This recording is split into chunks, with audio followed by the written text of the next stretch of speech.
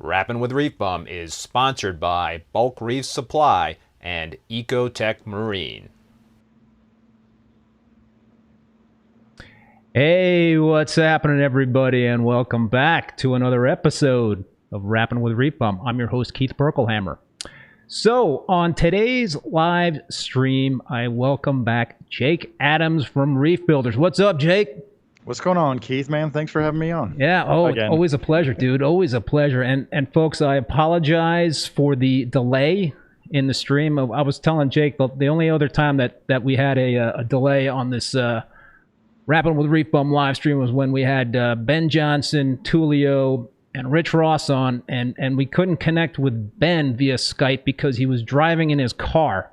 So, but this was on me in terms of the technical difficulties. I don't know what the hell happened, but I had to do a little reboot on the iMac. I see there's a whole ton of folks that are tuning into this live stream, and I really appreciate the patience, everybody out there. So just a quick intro for those of you that don't know Jake, and I'm sure there's not many that do not know Jake.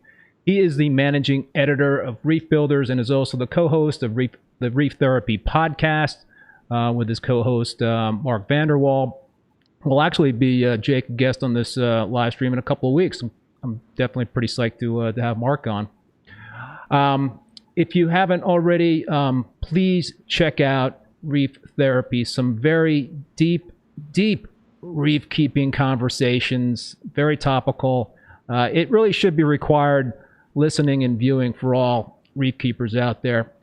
So, all right, besides creating content, Jake really has done a lot for the hobby. He shared his knowledge and passion by speaking at many reef clubs and marine aquarium events and conferences. He's also written a ton of articles for aquarium publications across the world. His primary interest is in corals, which Jake pursues in the aquarium hobby, as well as diving the coral reefs of the world. So before we dive in with Jake, sorry for that pun, I want to thank the sponsors for this show, Bulk Reef Supply and Ecotech Marine. Really appreciate them supporting this live stream. And I really appreciate you folks that have been tuning in to watch. And please don't forget, we almost have 100 viewers tuned in right now. Please don't forget to hit that like button. We've only got 43 likes. The more likes we get, the more folks will find this live stream. So, dude, how's it going, man? How you been? Pretty good. Normally the beginning of summertime, the onset of summertime, is the time when things generally slow down for the aquarium hobby. Yeah. And this is when I generally like fire on half cylinders as far as like content production for the videos, the podcasts, and the articles to do a little bit more traveling. But man, I got a stack of new products from around the world that I can tell you, there's been some really fun and exciting years of reviewing products. This is going to be a banner year of reviewing aquarium products. I'm almost thinking this year, since about 2009, 2010, we've done an annual, top 10 new aquarium products, mostly for saltwater. And this year I might have to push it to 15 because I already have so much fire on my review bench that it just might have to make room. Might just have to make room. What do you think that's the case? Is it? There definitely was a bottleneck with COVID. Gotcha. Where a lot of things didn't get released.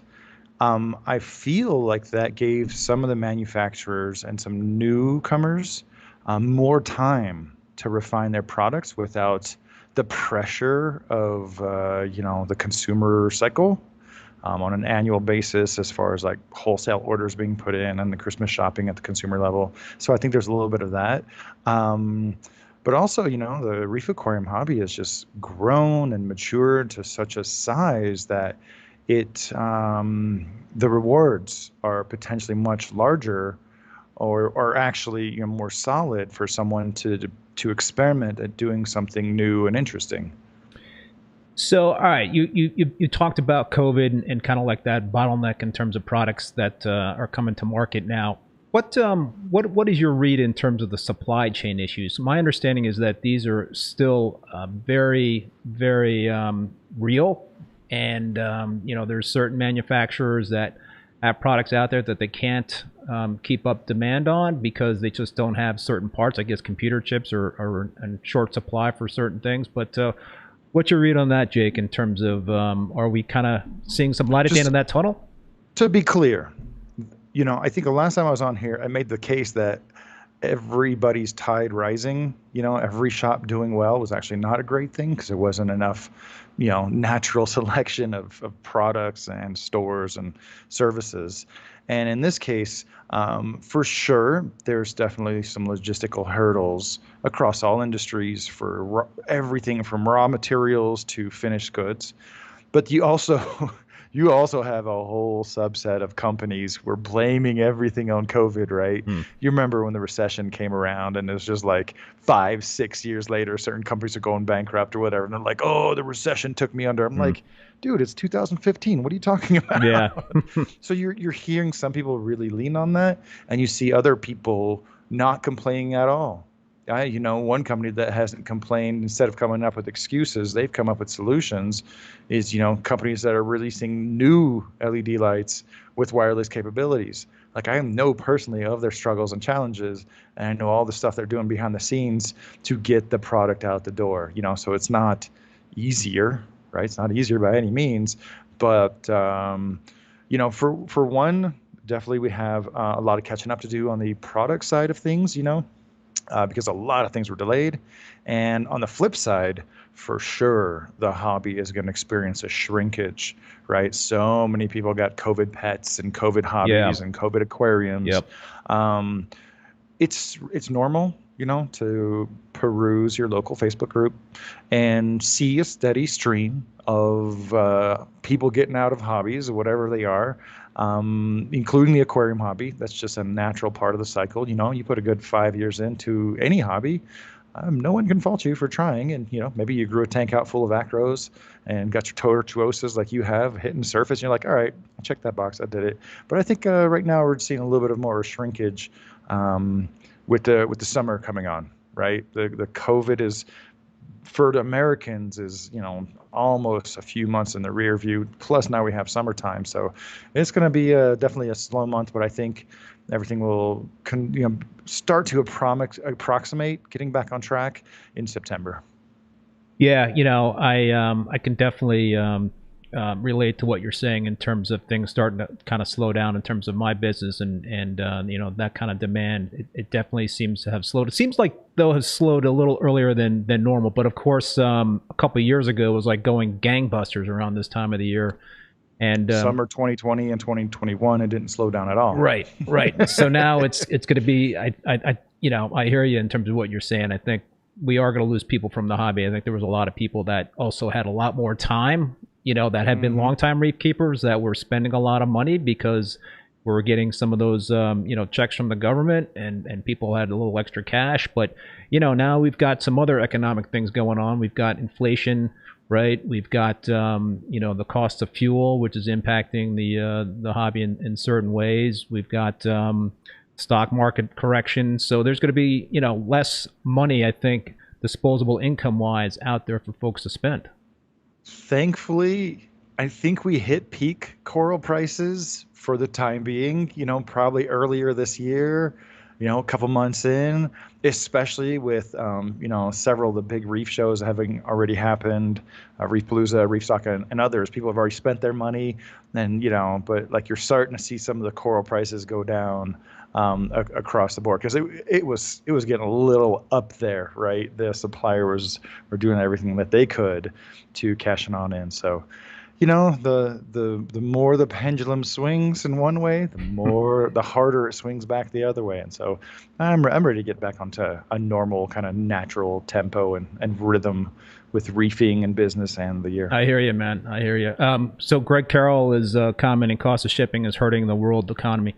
You know, I wanted to talk about shipping, Jake. I'm not sure if we talked about this the last time, but you know, you mentioned that you think coral prices are coming down. What I wanted to talk about and ask you about is, you know, the cost of shipping, right? With the fuel prices being so high right now, and for coral vendors, right, to ship corals across the country or just overnight to wherever, those prices are just skyrocketing right now. And you know, there's a lot of competition out there, right? There's a lot of different coral vendors, and if you see a lot of sales, you're talking about prices going down, and you know, you got to have some sort of deal to kind of stand out from the competition.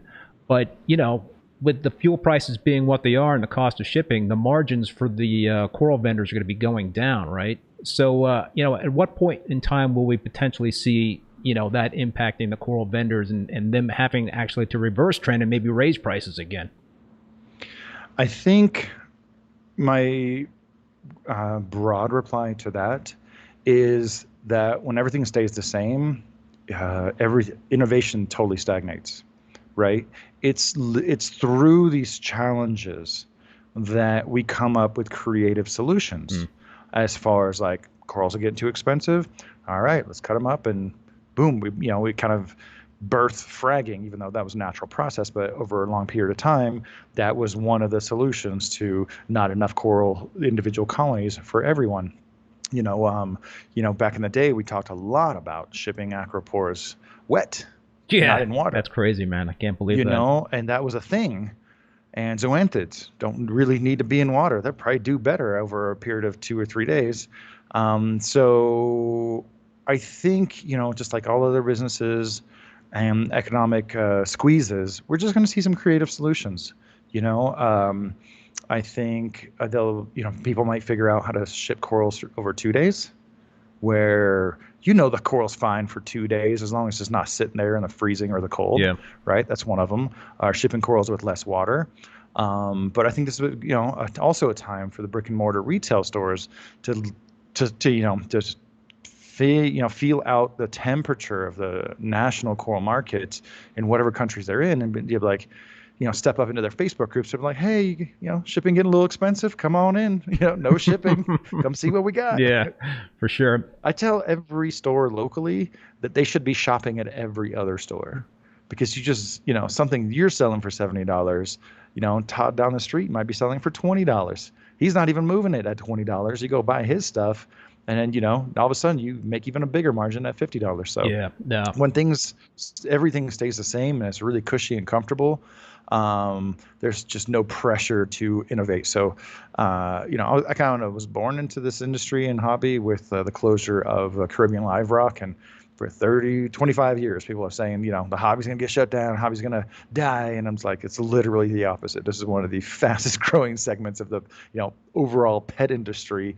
And it's just, if it, you know, if something cools it off a little bit, so be it. Yeah. Matthew Gilger, thank you so much, man, for the super chat. Beer Money, love the stream, and Reef Therapy. Jake, thanks for keeping me grounded with the hobby. Keith, thanks for the chunky SPS corals. Cool, thank you, Matthew. So, a couple of other comments. Andrew Duss, when a fuel company becomes the most valuable company in the world and Apple is number 2, we're starting a new era of shipping or local sharing. Interesting. So, all right, man. Front and center. You mentioned that you got a whole bunch of new products on the docket there for review, and you yesterday you put out a video on the new Radeon G6s, and you actually did a comparison physically to the G5s. Now I don't want to like steal any of your thunder because I think you intended to kind of cover a lot more on that video than you did, and I believe you left it for a second follow-up video, but. Yeah, talk to us about your impressions so far. I mean, my takeaway, you know, from that video is that, and it was a very comprehensive video, is that they look very similar, right? The G6s and the G5s look very similar in terms of how they're constructed and they're built. You did kind of get into some of the nuances in terms of some of those differences, but you also talked about, you know, how the G6s have twice as many violets versus the G5s. And another thing you mentioned is that the G6 have the warm whites. And you mentioned that you really like the warm whites. You're just like the aesthetics of having the warm whites? All right. Well, let me, I guess, just kind of address that whole thing overall. I want everybody to know that, like, I'm making the kind of video that I would want to see. Right? I am doing for you guys what I would want to see. And sometimes it gets a little bit in the weeds, but I watch a lot of other like history and tech and cooking channels that get into the weeds of stuff I don't understand. I'm still entertained. You know what I mean? And so I'm just presenting the video, and like I literally said to Evan before we shot, like, man, I really don't know how to approach this, because from the G4 to the G5, there were so many things to point at. Right? So many little changes to point at. I even take for granted that the fan changed position from underneath to the top. But in the G5, where I've actually been so spoiled that, oh, guess what? As a reporter, you know, an aquarium journalist, I have to do a little bit of extra work and a little bit extra attention to details. I can't just say, oh, we moved the fans, we have 20 watts more power, we have 40 more LEDs, we have 2 more control channels, we have lunar LEDs. It's just like, it was just too easy on the Gen 4. You know, some of the folks who follow a, you know, iPhone progress throughout the years might be aware that Apple has this thing called a tick-tock cycle, where talk cycle would be like a new form factor with, you know, really obvious new features, and then the next year you get a lot of refinements, and that's the tick cycle. In recent years, it's kind of like tick-talks, where they refine a couple things and just, you know, they throw a lot of graphs at you, and then every third year there's like, you know, something really truly different. And so I think we're, in some ways, we are looking at the kind of a tick cycle, but for one thing, if Ecotech held back more from the G5 to the G6, you know, there's totally two camps. Or some people are like, why didn't you give us features that you could have given us before? But because we did get spoiled with the G5 and got like a whole bunch of new features, then people are less impressed with the G6. And I just want everybody to know, like, I have G4s all over the studio.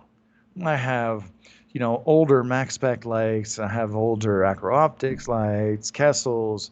When new versions come out, I don't suddenly look at my corals and be like, oh man, you look dumb. You don't have that feeling. Obviously, with certain other technologies, you might be like, oh man, my videos are going to, you know, export so much quicker now. But like, I didn't get envy when the G5s came out, and I have all these G4s everywhere. That doesn't change the color of my corals from one day to the next. Did you have a specific question about the G6? I know we well, my quick question was why you like the warm whites, which the G6s have, versus the G5s. I have always loved the warm whites. So for those who don't know, there's no such thing as a natively white LED, right? By and large, with few exceptions, all LEDs are blue LEDs that are coated with phosphors, and that high energy blue light excites the phosphors and creates that broad spectrum light. This means that there's always kind of a blue peak pushing through our white LEDs, whether you see it or not with your eyes, because we're very sensitive to the red and green spectrum as well. And for years, forever, actually, and to this day, manufacturers lean on cool white LEDs because those have the highest luminous efficiency. So if you take a cool white next to a neutral white, next to a warm white, you run them, if they're the same generation, you run them at the same amperage, that cool white's always going to have more lumens. And if you want to pad your spec sheet, your horsepower of your car or your engine, you're always going to go with the cool white. But because it's a blue LED that's kind of masquerading as a white LED, there's a hidden blue spike there. So when you use cool white with blue, royal blue, violet, UVs, however, it doesn't balance out. You can throw some red and some amber in there, but it was Max Spec who really kind of pioneered that part using whites and warm whites. And those warm white channels, they have the kind of spectrum and wavelengths that don't really appear when you use discrete red and photo red and amber. And those warm whites, like, you've been around the block, and I'm sure some of the viewers not with LEDs, watching. Dude. Okay, no, Yeah. That's fine. But you've been around the block. You've grown some pink stylos. Yeah. You've grown some pink polyporas. You've grown some pink Yeah. bird's nest. Those are chromoproteins that are absolutely don't care what you're throwing at them, except for warm fluorescent lighting, right? So back in the day, my halides would be on, my T5s would be on. Turn those lights off, or those lights go off, and there's just like the weird, random, warm, compact fluorescent lamp in the corner of the room just for general illumination. And your pink stylo or bird's nest or polypora all of a sudden is glowing almost in a fluorescent way, right? So that warm white is awesome for balancing out the blue as far as the entire spectrum, and it's also the only thing that brings out the pink chromoproteins of our bird's nest stylos and polyporas. Those are some corals that you don't see a lot in tanks today. I mean, older school reefers still give the love to those types of corals, and those were the corals that I started off with when I started with SPS, man, and I just loved having them in my tanks. You haven't earned your reefing stripes until you've grown out a bird's nest, a pink bird's nest.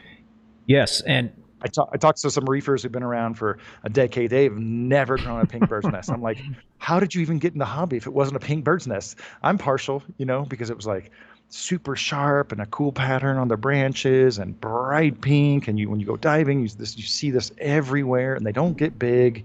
They always die out. Check out the photo behind us on the live stream. I think I've got two different types of pink bird's nests and some purple pink stylophoras on that background shot. That is a background shot from, I don't know, 15 years ago, one of my tanks in Connecticut. I don't know if you're looking at us on YouTube, but I'm just looking at you. You're just looking at me, man. Yeah, you can look at it later, but those were my featured corals in my tank back then, and I just love them. Mark Van der Wal, thank you, man, for that super chat. Cheers, guys. Thanks for the great content as always.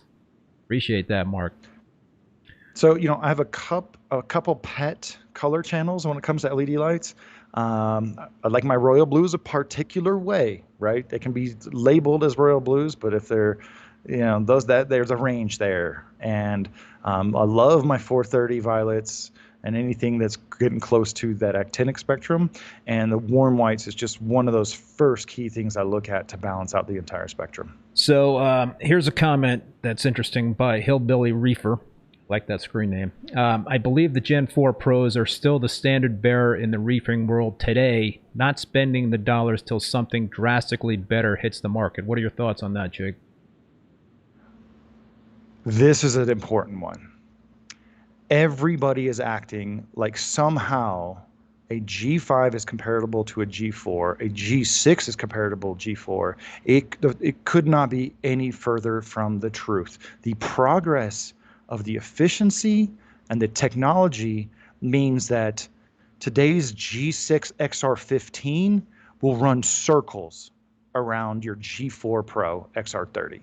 That's what everybody keeps saying. They're just like getting all upset that they, the new light is whatever. There was a price increase a little while back, which I thought was very tempered considering the climate that we started out talking about.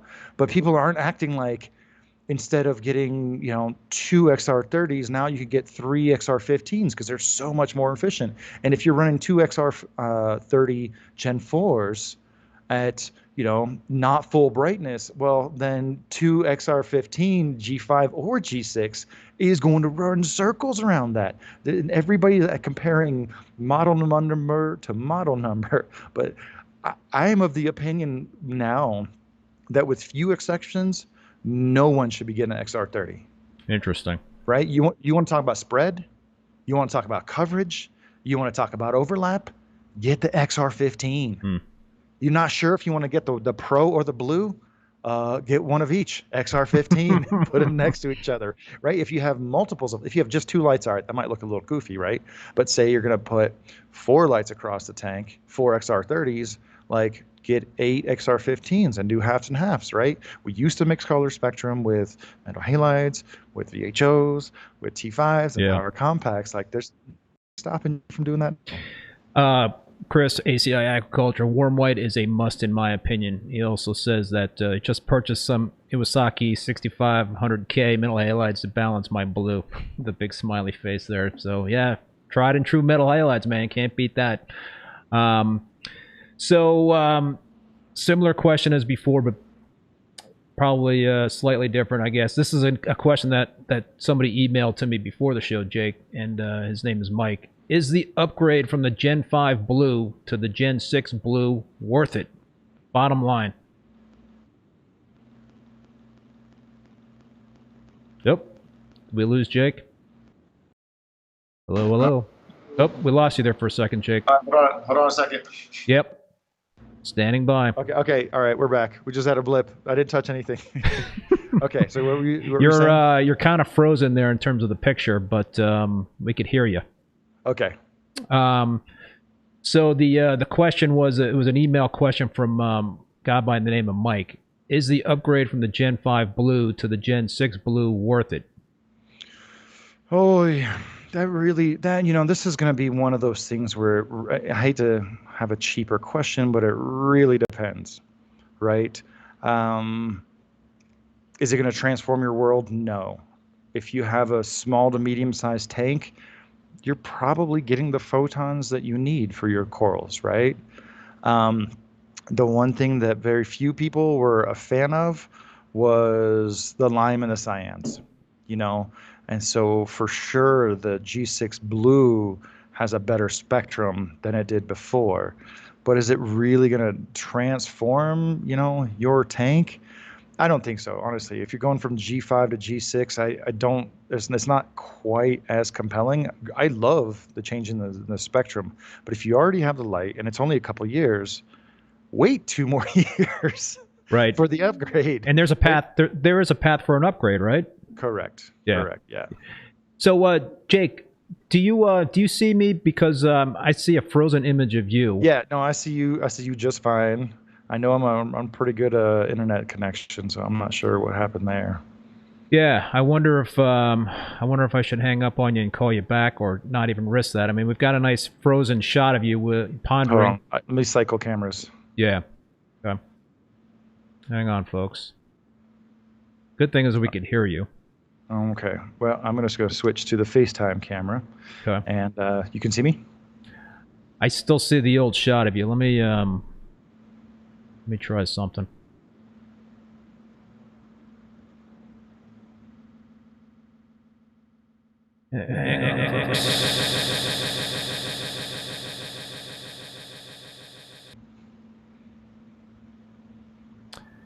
Yeah, we got you back.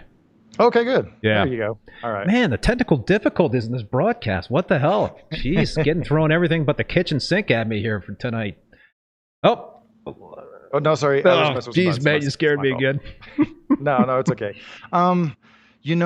This again, I would say the generational upgrade is really, if you have a 2-year-old Gen 5, I can't make that argument for anybody. for any case, honestly. But if you're newer and you're looking at newer lights, you're going to get more mileage out of the Gen 6 than the Gen 5 than the Gen 4. But it's not a monumental change. And like I said, the upgrade path is not going anywhere, right? So wait a year, wait 2 years. There's no reason you have to rush out and get the latest and greatest. So Eric Mez is asking, I have two G5 Pros split across a 48-inch tank. Will a third XR15 greatly improve my setup? Two G5s? Two G5 Pros going across a 48-inch long tank. Will Are they XR30 or XR15? Will the XR15 greatly... don't know. No. I mean, if you have two XR30 Gen 5s, you on a 4-foot tank, that tank is flooded with light, whether it's G5 or G6. You know what I mean? If you have two XR15s, and maybe you're starting to get a lot of good growth and a lot of self-shading, then maybe look at adding another XR15. But by and large, you should have great mileage with two Gen 5s of either model. So like I said at the beginning, I don't want to give away, No, go ahead, man. People need to hear it twice. So obviously when you did that first video, you didn't have the lights hanging over any tanks, but apparently now you do. You need to do some testing, correct? You're going to just run a PAR meter underneath them. Do you have a spectrometer? Okay. No, and to be honest, like I know enough about PAR to know that this number is not our guiding light. Mm-hmm. It is not how we run our tanks, right? The only time I measure PAR is at the extremes. I only want to measure PAR in the brightest spot of my brightest tank, just to make sure I'm not, just have a weird hot spot, or when I'm really pushing how low the lighting can be on my chalices or my shrooms, right? But I will make some PAR measurements for you guys, but you know that a coral that's under 400 micromoles can look just as good as one that's under 200 to 250 micromoles, right?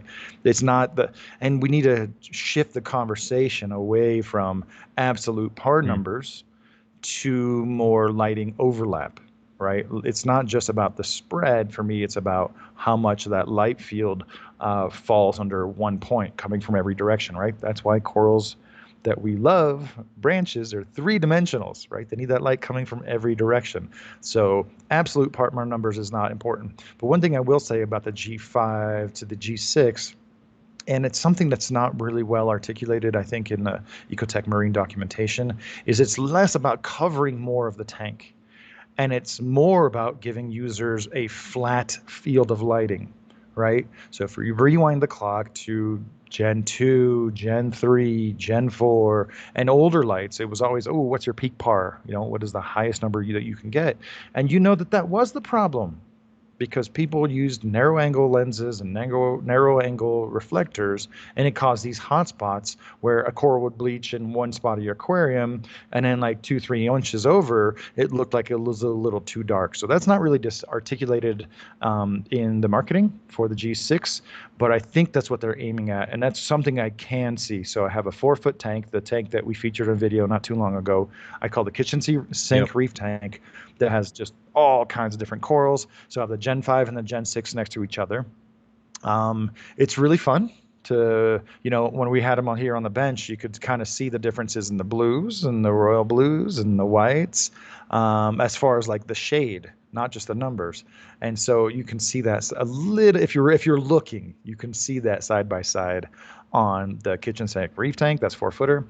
And then I have the Radeon Gen 5 blue next to the Radeon Gen 6 blue over a coral flat, right? So on one tank, it's more of like a display setting. And then on the other tank, it's definitely more of like a top-down working coral aquarium.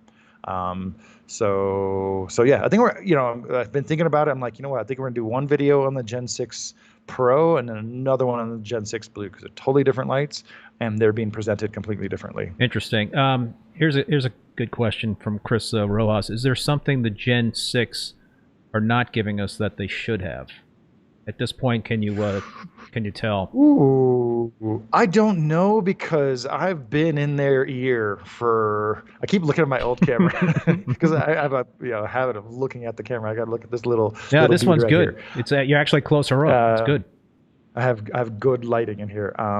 I've been in their ear about what I've wanted for the last handful of years.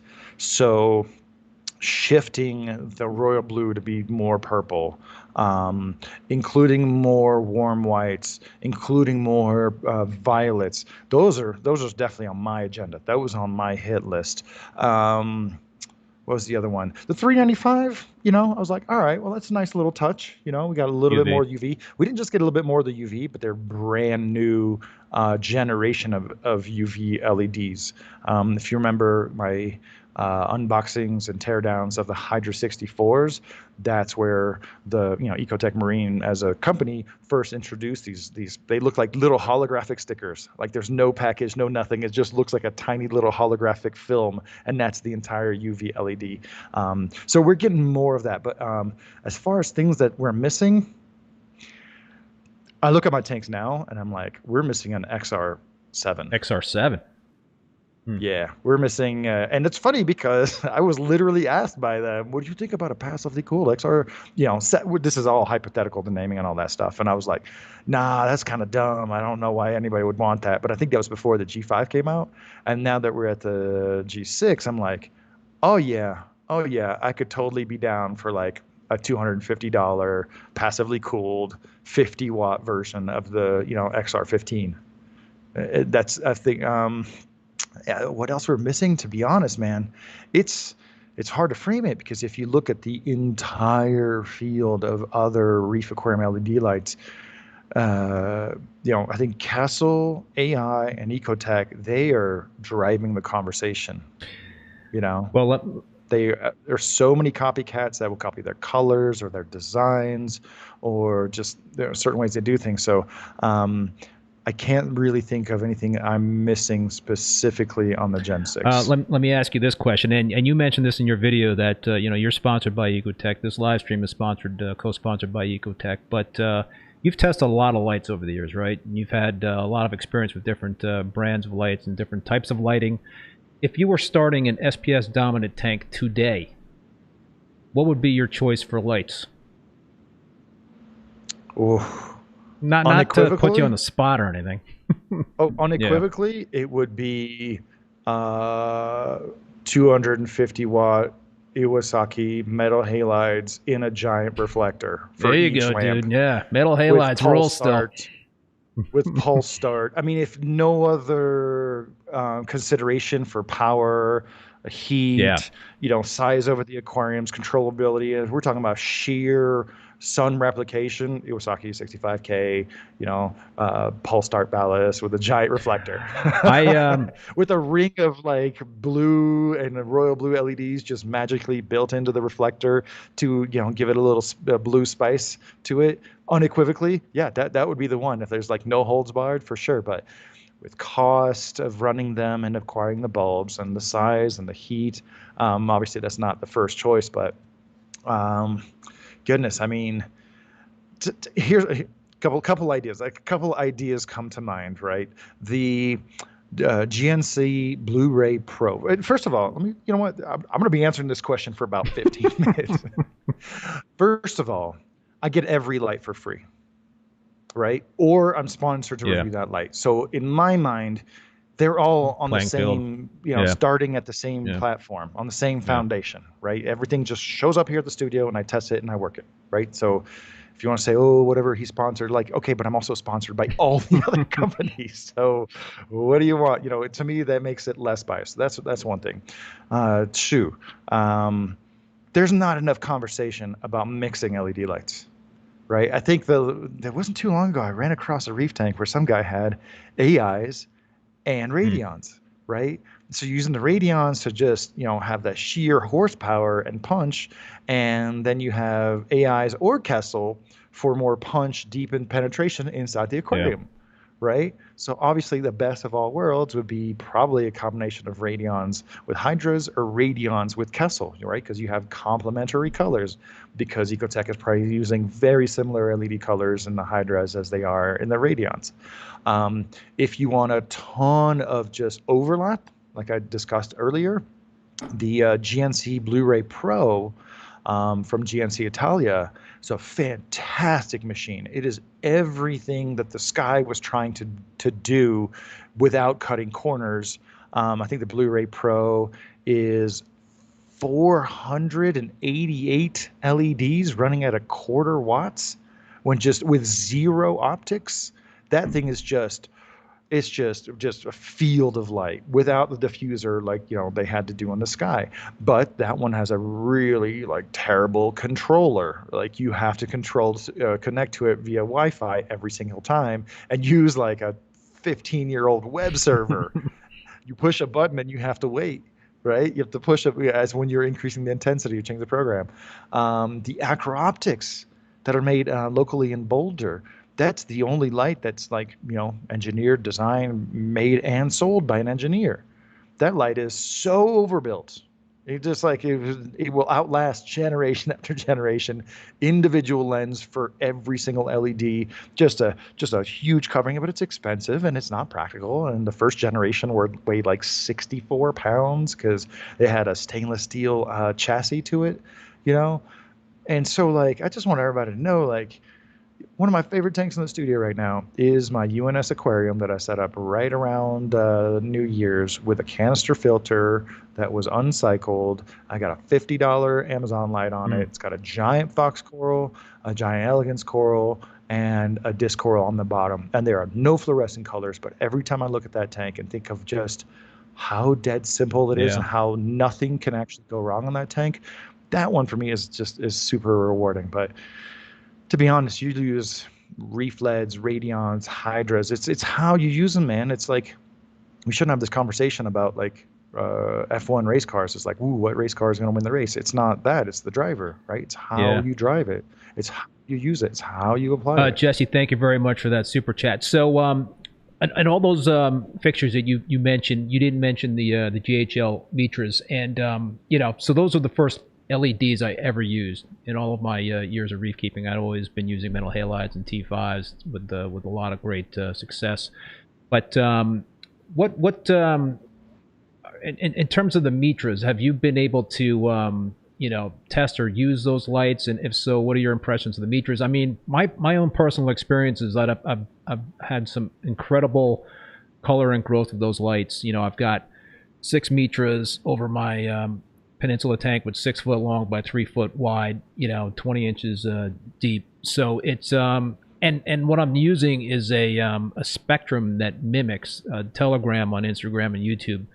Did me a solid, and he put together a spectrum for me that mimics a 400 watt 20K halide. It was, I think, a combination of the Hamilton 400 watter and a 250 watt radium bulb. But have you had any experience with the Mitras? And again, I think you're correct. It's the way you're using the lights. So one thing that we've really tried to do at Reef Builders is bridge the gap across different communities. Right, the American scene is very well connected. North to south, east to west, coast to coast, right? We know people in New York know what people in LA are doing by and large. It's not the olden days where you have these different pockets of communities, although there was a time, some of that was like that. And then you have different brands, popping up in like Taiwan and Australia. So Illumagic is huge out there. It's one of the dominant lights in Australia, the Illumagic Blaze X, X4. You've seen Juan Gabriel Gonzalez's tank in Mexico City. That thing rocks it with Illumagic LEDs that don't seem that bright on paper, but it's got the overlap, and he grows the bejesus out of Acros.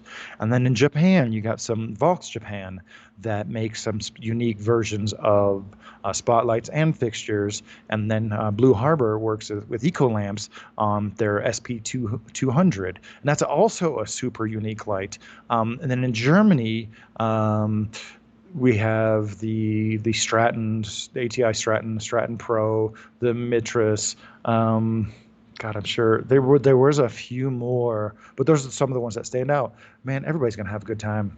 It's hard to have a bad time. Now, Hmm. if your fixture looks like a fixture you could buy 10 years ago, but it's got, a little bit of lipstick on the side or underneath, and people start talking to you about purr, that might not be a great light. There's definitely uh, people who want to hack and cheat the system by spending half as much and thinking they're getting twice the light. And I'm just like, man, that's just not going to last you 2 3 years. At the 3 year marks, those channels you've been using this whole time, if it looks like a lipstick on a pig, I'm telling you, it's lipstick on a pig. Back to the Mitras though. Yeah, I have a Mitras. I used it. I have a first generation Mitras before they had the 4-puck version. It was great. I'm a little rusty on it. I remember them using kind of a common reflector, which gave it a different look. One thing that I'm not hot for the G5s and the G6 is it is getting really close to just eliminating shimmer, right? The G4 still kind of had a little bit of that point source lighting characteristics, so it does give you some of that shimmer. But right now, I got the G5 and the G6 right next to each other, and I like some shadows. I like the contrast on certain types of corals, right? So one thing that the Mitras has is there's no secondary lenses, if I recall correctly. It's only the primary optic on each LED with kind of a common reflector to help blend that out. That's a look. That's a great look. I would love to taste what their spectrum looks like today. There's just only so much news you can cover. But GHL, they got some great chops. I would ask you, the biggest kind of barrier for us Westerners and Americans, we want a fancy app. We want a fancy, snappy app to control our lights and make it dance. And if I got to wait more than 10, 15 seconds, I don't even want to fire up the app. So I know in days past, like I haven't used a Mitras since you had to hardwire to a Windows machine, right? Yeah. I had a Windows laptop specifically to connect to my lights. So does the Mitras have an app where you can, actually play? Yeah, they do have an app. So there is an app, and it's still very German aesthetic and no graphics and lots of text. I mean, I'm not an expert in terms of aquarium equipment type of apps, but I think it does the job, and this is my first rodeo in terms of an app to control lighting. It was so much easier to just plug in and put the halides and the T5s on a timer and like, all right, on this time, off this time, on this time, off this time. Whereas, it was daunting for me in terms of getting into the app, and just so many different choices in terms of light intensity and spectrum is like crazy. And I think, perhaps this is a big mistake that people make, is that they like to tinker with the spectrum, and tinker too often, I think, is not going to be good for your corals, right?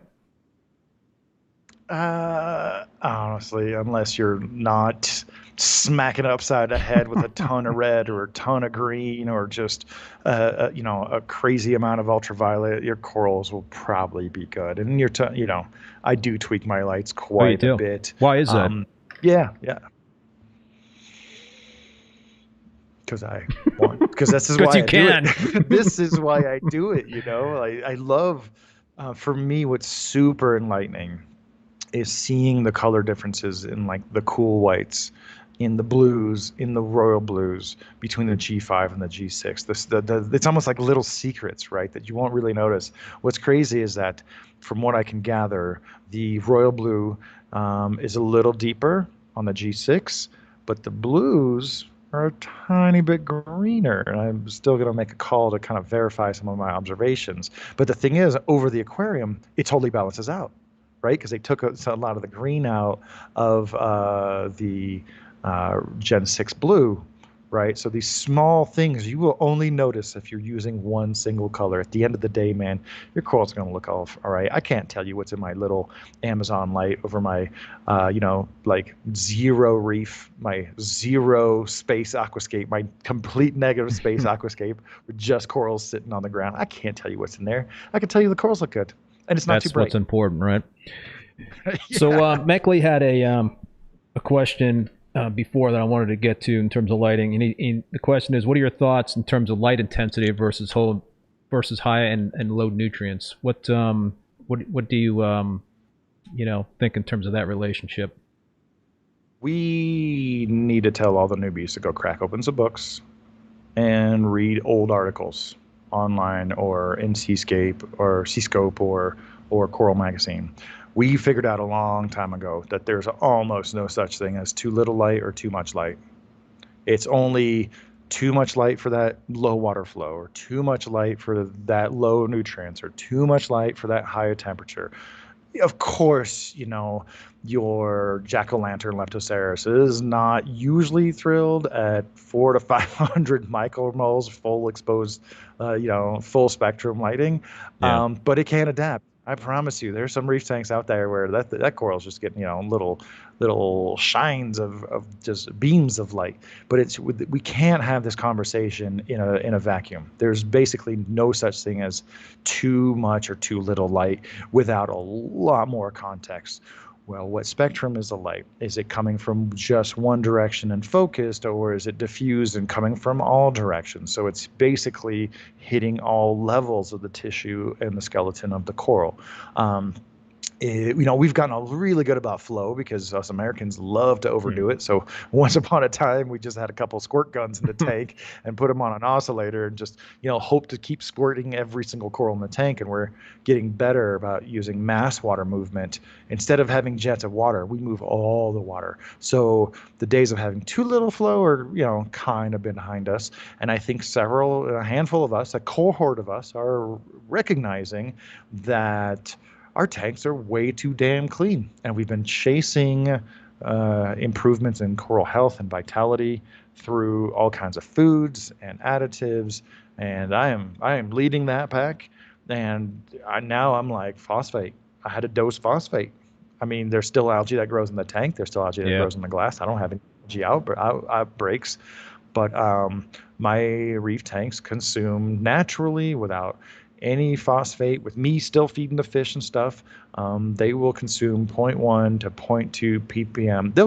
They'll consume the phosphate I give them, and I'm writing between a weekly consumption of 0.1 ppm and 0.2 ppm per week.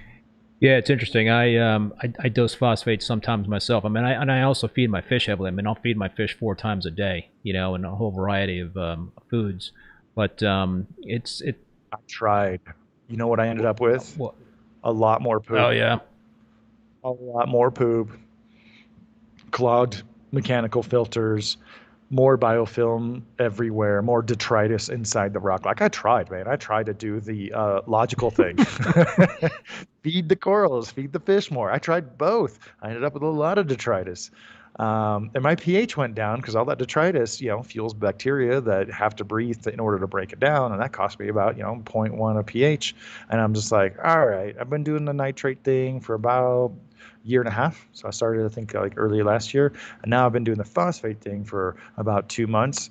And man, every single rainbow I was chasing, every waterfall I was trying to find, it was right there in a bottle of phosphate.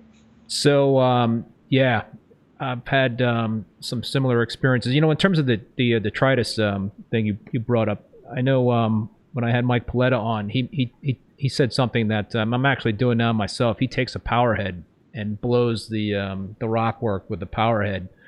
So that's something that I'll do now every other day. And I kind of think it helps also in terms of getting that detritus into the water column because that's coral food, right? So it's that really rewinds it to me to like the first couple reefing articles I ever read. And I remember Julian Sprung, probably FAMA, probably around 1995-ish. He talked about, using a power head to make a storm in your reef tank. And that was one of the first kind of tricks that I learned, and I never forgot it. But I tend to, instead of using a power head and blowing stuff around, I am now periodically on certain tanks, I will turn the entire aquarium into a skimmer, right? So I have a very high power air pump, and I have that go leading up to a rigid air line. So that, it doesn't bend backwards, and I have a limestone Yep. air stone, and I'll just turn that on blast, and that'll go into the power heads. I'll put it under rocks, right? Because the more you blow, like sometimes you're just kind of clogging, but with the air, you're literally trapping cyano, detritus, Interesting. a little bits of everything, and that can percolate through your rocks, right? So if you actually have modern rock that's dense compared to like Right. wild rock, you know, you'd have less of that problem using like carob sea or cornerstone. But if you have more wild rock or marker rock with lots of pores, yeah, you can have a great time in your reef tank for a year or two. But then month number 25 rolls Mm. around, and you have no idea how much nutrients have built up. And you're like, oh, what's wrong with my reef tank? Everything's fine. I'm not doing anything different. It's like, well, you have a debt, a debt of detritus that is caught up in everything. So you can use a power head. I use just because I don't have anything to plug it into right there and then, I'll use just a giant baster based around at the same time that I'm doing just kind of an air storm inside the aquarium, and that just overflows and goes right into a mechanical filter roll, catches all that funk.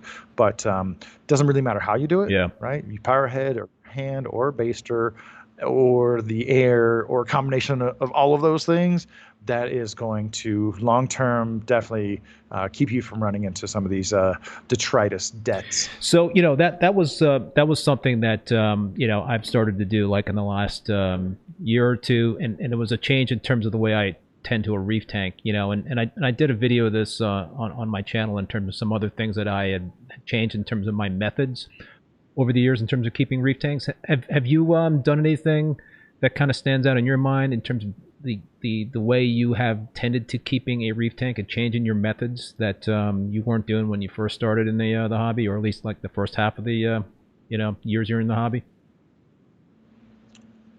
I think these days, I'm kind of known as a reef aquarium Yeah. minimalist. Um, I want to assure everybody I've been down every single road of macroalgae, algae turf scrubber, crazy media reactors, every plenum, every kind of sandbed, every kind of rock, ozone, UV. Like I've been down all of those paths, and I've just really tried to strip it down to the fundamentals.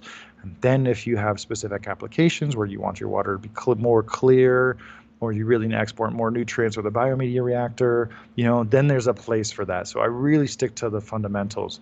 I would say I've had to, I've set up about 12 reef tanks over the last almost 4 years. I have remade every mistake. I have remade every single mistake of just freestyling the mineral dosing, getting a little too happy with a new trace element Mm. supplement, over skimming the water. But I would say, like, by and large, man, I think biomedia is the dumbest thing. Bacteria just don't need your help to grow on anything. And on a really long timeline, we won't be using rock for anything other than to hold our corals. This is like an idea of crystallized in my mind when I was in college, like 10 to 12 years ago. I could kind of see the progression. Like on a long enough timeline, everything becomes a pest. We Yeah. won't be building reef tanks anymore. We will be building coral aquariums, and we'll strip away this romantic idea of throw everything in the tank and see what sticks. But to answer your question, I have probably doubled down on bare bottom Yeah. tanks. I love the way they look. I love them in somebody else's tank where I don't have to deal with it. I would just say less and less and less rock, and less porous rock, because we just talked about getting rid of a bunch of detritus and different techniques for doing it. Doesn't matter how you do it. I think that's a really important nuanced thing to do to your aquarium. There's not a discrete time you're like, oh, I should do a storm now, right? You do that 2, 3, 4 times a year. I think that's going to be really beneficial. You'd think that would piss off the corals. I let the air just kind of scrub the sides of the corals and take away any kind of little planarian. And over time, like they really just the next day or even a few hours later, they're really great. But I would say over time, man, like I mean, for me, the biggest fundamental change is dosing the nitrates and the phosphates. I have found the end of that nutrient road. And for me, dosing the phosphates and the nitrates is like kind of mind breaking. Yeah. Right? Compared to all the Yes. training that we had when we were younger. Even if you keep freshwater tanks, it breaks something in your head to be like, okay, I'm on purpose now going to add nitrate. And then a year later, like, okay, now I'm literally going to add phosphate to the aquarium. Shout out to Rich Ross for having the foresight to call that out a decade ago. I remember, I think I was in the crowd when he said that, and we giggled, and I was like, yeah, I think You that's know coming. what? You know what Rich says is going to be coming in the future, 5 years down the road. Peeing in the tank. I've been down that road, and it's not good. It is not good. But if you want a cheap source of phosphate, phosphorus was actually discovered from human urine. So that is a concentrated source. I would argue that that's actually more expensive than buying a pound of monopotassium phosphate for like $3 or $4. There you go. Well, you know, on a serious note, in terms of dosing nitrates and phosphates, I started doing that 5-6 years ago, and it took me a long time to kind of get that dialed in. You know, I kind of learned some hard lessons doing that, and it wasn't something that I was able to pick up very easily, and you know, so the tank kind of suffered in terms of me figuring out what that butter zone was in terms of the nitrates and the phosphates. One thing I would like to stress to people who are listening or watching about the phosphate or nitrate, it doesn't matter what your number is. It does not matter if you have 0 or 20 ppm of nitrate. If you're adding 20 ppm of nitrate and your tank is at 0, that's fine. It's in the stomach of your corals, right? So don't aim for that number. Just be mindful of how much you're adding. Now, this is very different from mineral balance, right? You can't let that alkalinity, calcium, magnesium like bottom out and be like, Yeah. oh, my corals, you know, they have a reserve. Like, no, that's not how that works. But it's a different metric. You be mindful of how much you're adding. So I know that I'm adding around 0.1 to 0.2 ppm a week, and I no longer care if my phosphates are at 0 or 0.1, because I know that right after I add it, it's 0.1, and after 4 days, it's literally always 4 days, it is 0 parts per billion. So yeah, that's one of those things to keep in mind. Don't aim for that number.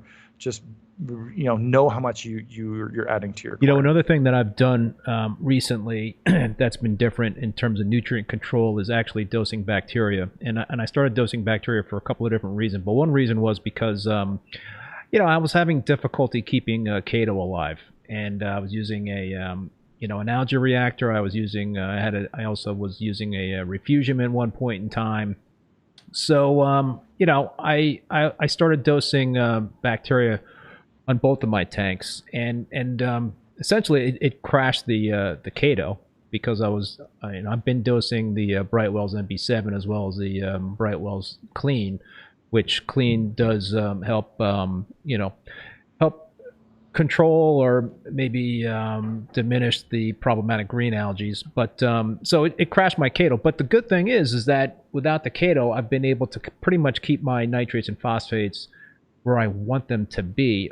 Granted, I've got a lot of corals, you know, in the tanks that are sucking up a lot of nitrates and phosphates. But you know, that is one of the benefits of I think in terms of bacteria dosing. Is that anything that you've dabbled in terms of bacteria dosing? I guess you said you've dabbled in everything. I have been down every road, brother. I promise. You know, it was actually the lead designer of the Radeon lights who first turned me on to Prodibio. Man, that must be like a dozen years ago. And so Prodibio was my jam. And, you know, using the bacterial inoculation, like, it makes for a great story, you know, over a long period of time. Your bacteria populations, they shift, and just add this bottle. This is the bacteria. Add this little ampule. This is the food, the, you know, carbon source. And, you know, makes a nice little 1-2 punch. And I had a great hit of satisfaction every time I did it. I would say I saw more effect in my fish aquarium, where, you know, I feed that tank almost as much as all the other tanks combined, because there's large fish and they eat a lot, and I can. Right.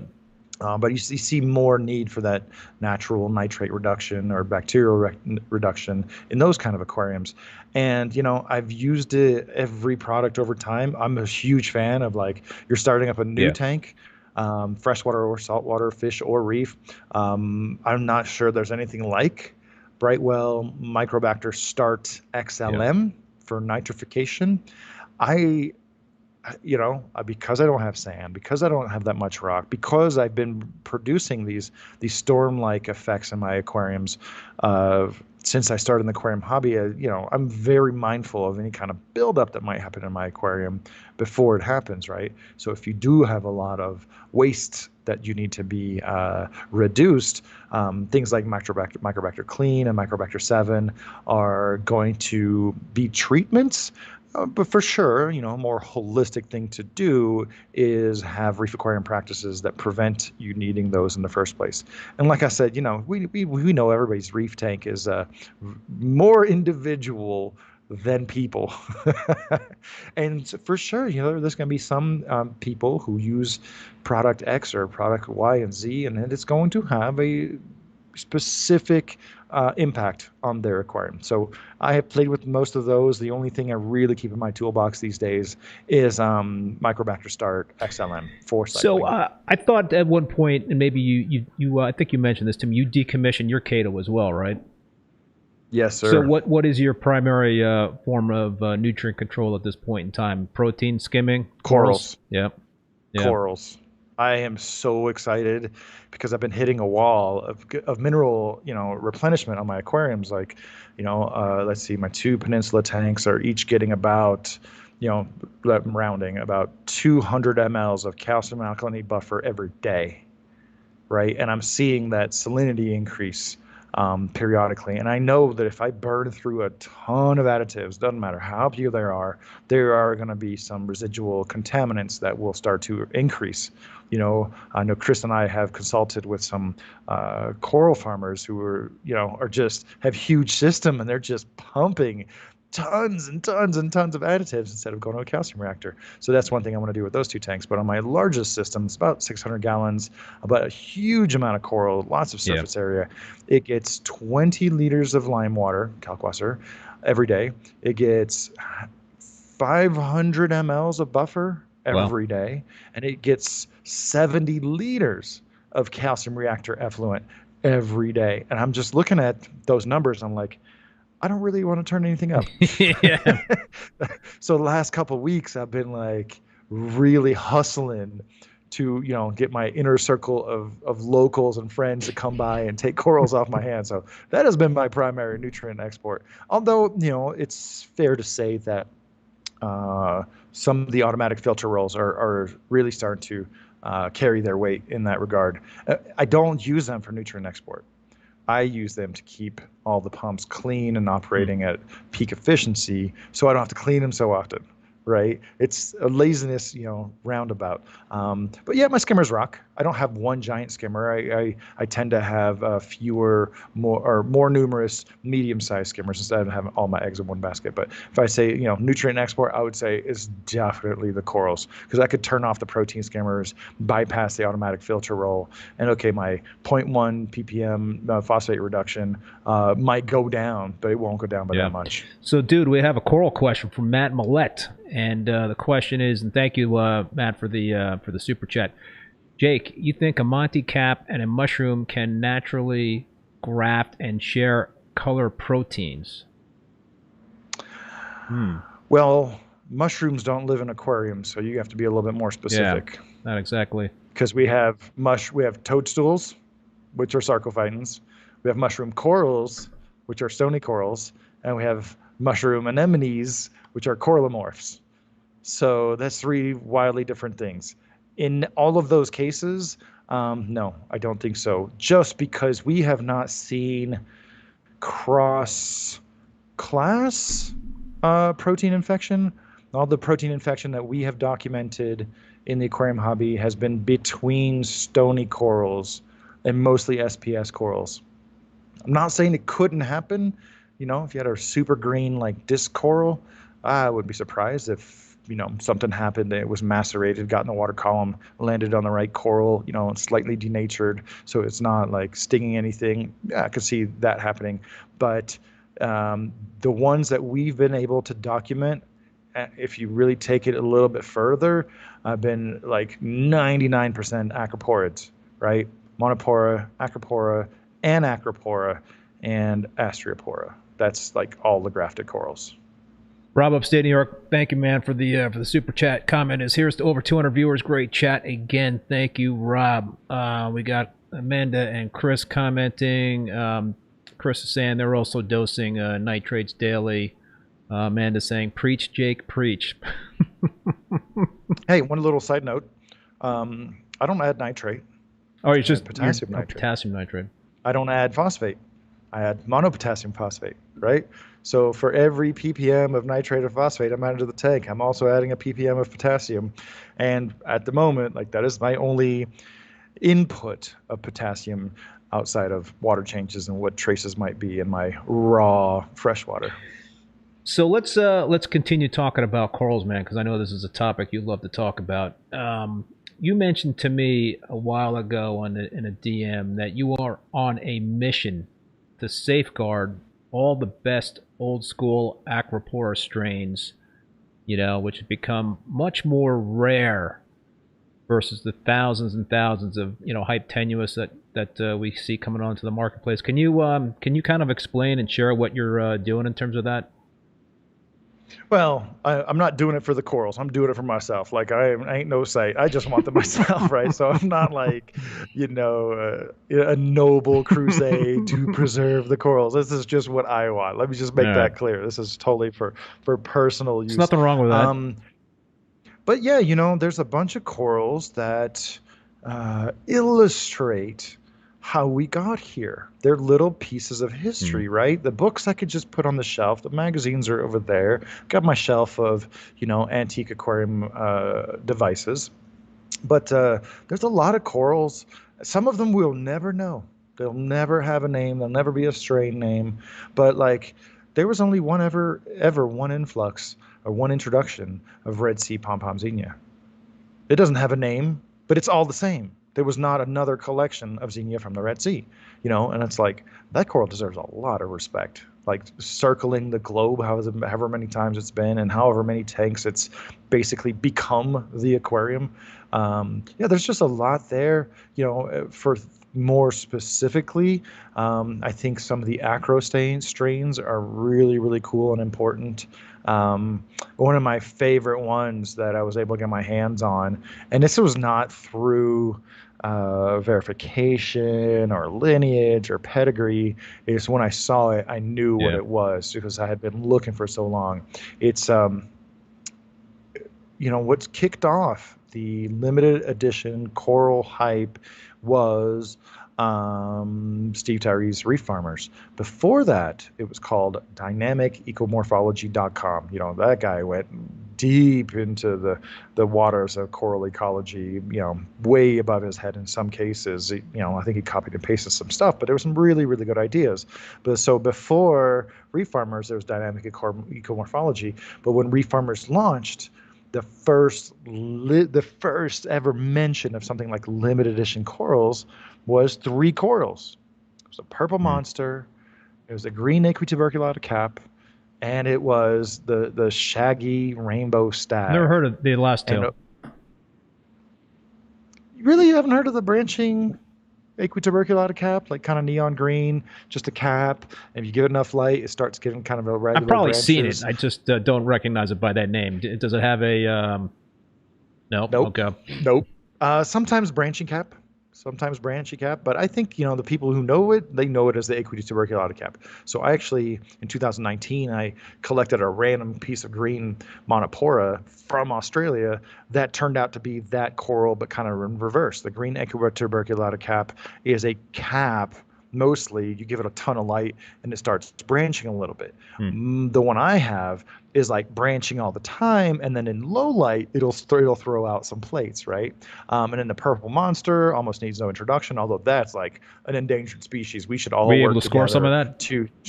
No, I have a one like piece of the 2015 purple monster that I collected that has been in hibernation for like 7 freaking years. Granted, I'm not even kidding. 7 years. There's not a single activated tip on that thing. Granted, it's only been the last few months I've really started feeding the phosphate. So no, I want some legit purple monster, and I don't want one. I want like 7, so I can put one in that tank and that tank and that Well, tank. I can and that probably tank, hook you up with 1 frag, but I can't hook you up with 7. That's fine. I'll grow my own. I'll grow the rest. So the green Aquituberculata cup is out there. The purple monster is out there, but it needs to be preserved as an endangered species. And then the Paletta's, he's been riding me for this piece. The rainbow fuzzy stag that we used to call Abrolosensis. And we, for all intents and purposes, we can still call it that, even though that species is no longer recognized. Bummer. But yeah, no, I got this frag and I was like, oh my God, I think that's it. Oh my God, I think that's it. And then it started growing out. And I'm like, oh, here we go. So I'm just about the point where 1 branch turned into 4 tips. And now I think it's up to like 6 or 8 tips. And it's got a long stem, right? So it's just that, when do I start fragging it and sharing it? Because you don't want to interrupt it in its growth where it is currently. But it's so shaggy. This is a coral that I am starting to describe certain acros as a confidence booster. Right? Yeah. Certain corals you put into your tank, and millies, they're going to thrive or they're going to suffer. And for most tanks, right? They're going to either do awesome or not be super thrilled. Tenuous, probably a little bit more forgiving. But then a lot of those like Australian tables, you got to, drive them at 100 miles per hour to really make that, wild Tierra del Fuego table acro from, Queensland, Great Barrier Reef, Coral Sea. If you're not, blasting it, it's just going to turn into whatever. And then, some austeras and some torts, haritas. I call those confidence boosters. You throw those in any tank, and I tell people like, just put this in good light, and you'll be fine. You'll be fine, and you'll warm yourself up to that. But so the long answer short, the rainbow shaggy stag is one of my absolute favorite, and one that isn't actually rare, but maybe is not really part of the conversation as much as they should be.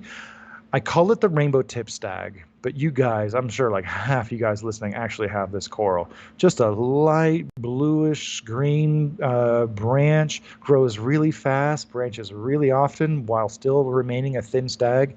And then it's just kind of this rainbow tip that's, kind of blue, kind of purple with a green tip. I know you've grown it. That one doesn't have a great name because it's been named so many times. It hasn't had its time in the of reckoning, but God, I love that coral. There's one old school coral that I used to grow. It was a stag in an older tank that I was just in love with, and I have not been able to find it. I don't know what the name was. I don't know if it had a name. It was like a turquoise stag. It's like the color of an ORA Hawkins, and it was a staghorn. And I can't remember where I got it from. But, I lost it when I broke down the tank that it was in. I'm a sucker for, like, the older strains of corals, like, ORA, when they started, like, putting out, like, the Red Planet. That is, like, a kick-ass coral because not only is it, like, a brilliant red, but it's a table, and it's got that green, in the base of the branches and stuff. So, I mean... There's a ton of corals that I say that if this coral dropped today, people would lose their freaking mind, right? But just because they know the name and it's been around forever, and you know what? Most of us have not grown a red planet under LEDs. We have not grown it with modern lighting spectrum conditions. We're used to growing under metal halides. You know what? In some tanks, it probably look better. But it's like just taking your girlfriend to a date a different place. Right? You're going to see her in different light. She's going to put on some different dress, And so a lot of these corals, and, ORA, to their credit and maybe to their detriment, they have not updated the pictures of their Miami orchid or their, Australian delicate or their purple pillow or, and so like every photograph on there is taken under what used to be totally normal, daylight spectrum. And I'm like, if you haven't taken most of those corals for a turn, you're like, you haven't earned your reefing stripes yet. So Mark says the stag that I'm describing sounds like the Steve Elias stag.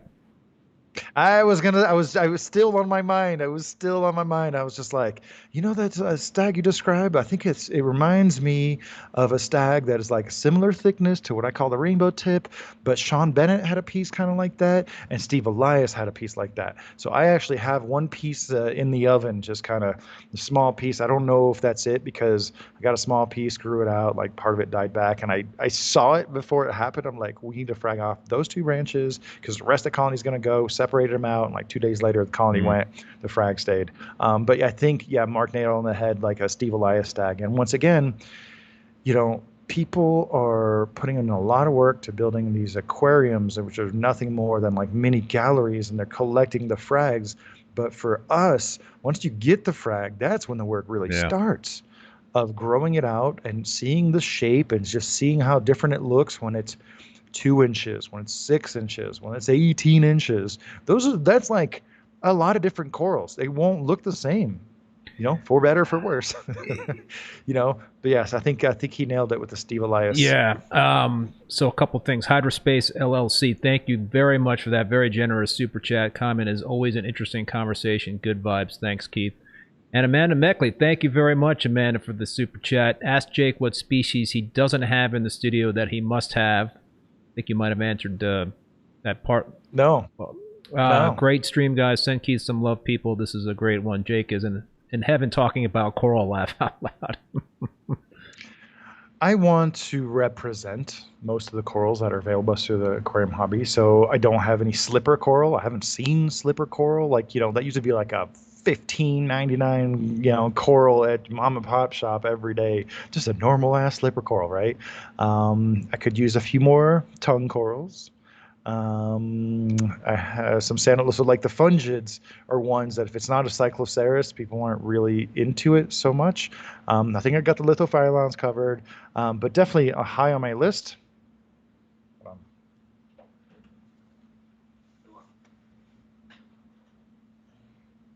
It's a visual aid. This is one right here. This is Paraclavarina. So I think when you and I were talking early last year, I was on the hunt for some Marilenas, and I want to say that viewers and listeners, like, they helped me find the Marilenas I was looking for. So I got a good spread of Marilenas. Still looking out for a couple species, but this is Paraclavarina. This is a species of basically Marilena that is only branching.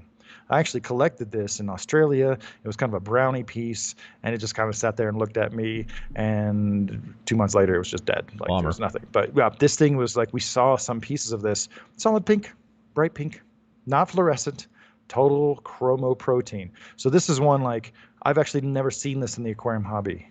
I've never seen this outside of diving, but it's there.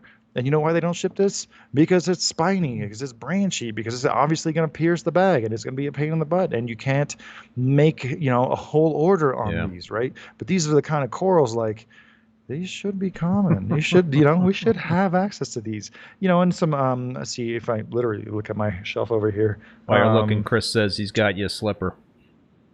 All right. Thank you, Chris. And, thanks to my friends, I think that was Ken from Hydrospace who gave a shout out.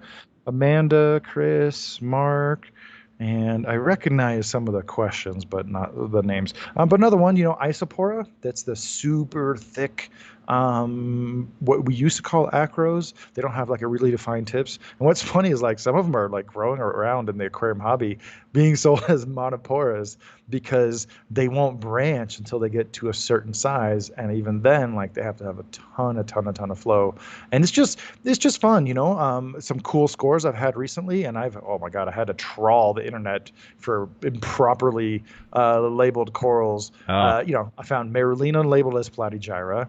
I found Leptoria sitting at an aquarium shop, just front and center. I didn't even ask for a break. I was just said, "Can you ship this?" Boom, that's my Leptoria.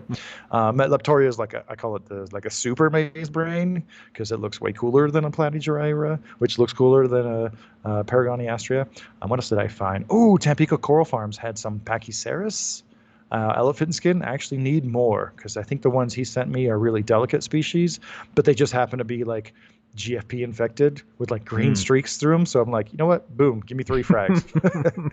And then I found, what did I find? I found some Causenaria, some nice like pinkish Causenaria with green tentacles, just sitting out there on the interwebs, chopped up the colony. I would have bought the colony labeled as Leptastria, right? So that's how I'm finding some of the newer corals these days. Is mislabeled. So totally you're talking about mislabeled. I find that with some of the classic stuff too. Like Trevor King mentions the ORA pearlberry is a classic. He doesn't see much anymore. And you know why I think you don't see it much anymore? Because it's getting renamed to different things, and so you're not recognizing it because of the name. And I've been on the hunt for the pearlberry for a few years, and I think the pearlberries. It's out there, but I keep getting, but there's a lot of. It's there, but I keep getting misrepresented pearlberries. So so that seems to be like a common problem. Is like you're getting a lot of misnaming going on. Everybody thinks they know, right? Everybody's an expert in their field. They did half an hour's worth of research. They watched 2 or 3 YouTube videos. Now they know it all. And all my reefing friends, Chris and Mark, will tell you, like, even when I really know, I'm still like gonna bounce stuff off of them. I'm pulling out my books, magazines, old articles that I remember to verify what I thought I remembered was the truth. And so the same thing with the old corals, like. You got to just trawl. You just got to look and look and look and look and look and look. And the name doesn't really help because no one's keeping up with the names. And if you look around, you'll find a Milka stylo out there renamed a gajillion different ways, or vice versa. You see the Incredible Hulk acropora thrown on 15 different varieties. I'm like, dude, did you even Google that? Do you know that Incredible Hulk acro used to be a thing, and it was a thing, and now it's like, oh, the most creative name people can come up with for a green acropora is like, you know what I'm gonna call this? I'm gonna call this the Hulk. Like, oh yeah, that's pretty original. One. Yeah, something. You got a red coral. Oh, what are you gonna name it? You gonna name it Iron Man? Oh man, how'd you come up with that one? So Chris reminds me, when I was down at ACI this past spring, I saw 2 beautiful colonies that Chris had of the pearlberry, and I think he's saying that they're going to be getting frags out there pretty soon. But that's just a gorgeous coral. And another one that somebody brought up was the PC rainbow. That comment was confined, said that if the PC rainbow were released today, frags would be hundreds of dollars because it's brilliant looking coral, right? I mean, here's the thing though, we've all seen. I'm addressing. I keep looking at my old camera. I'm addressing all the viewers and listeners right now. Make sure to go to your favorite podcaster and subscribe to ReefBum, because now all of these conversations are available in audio format. Just doing his little plug for him.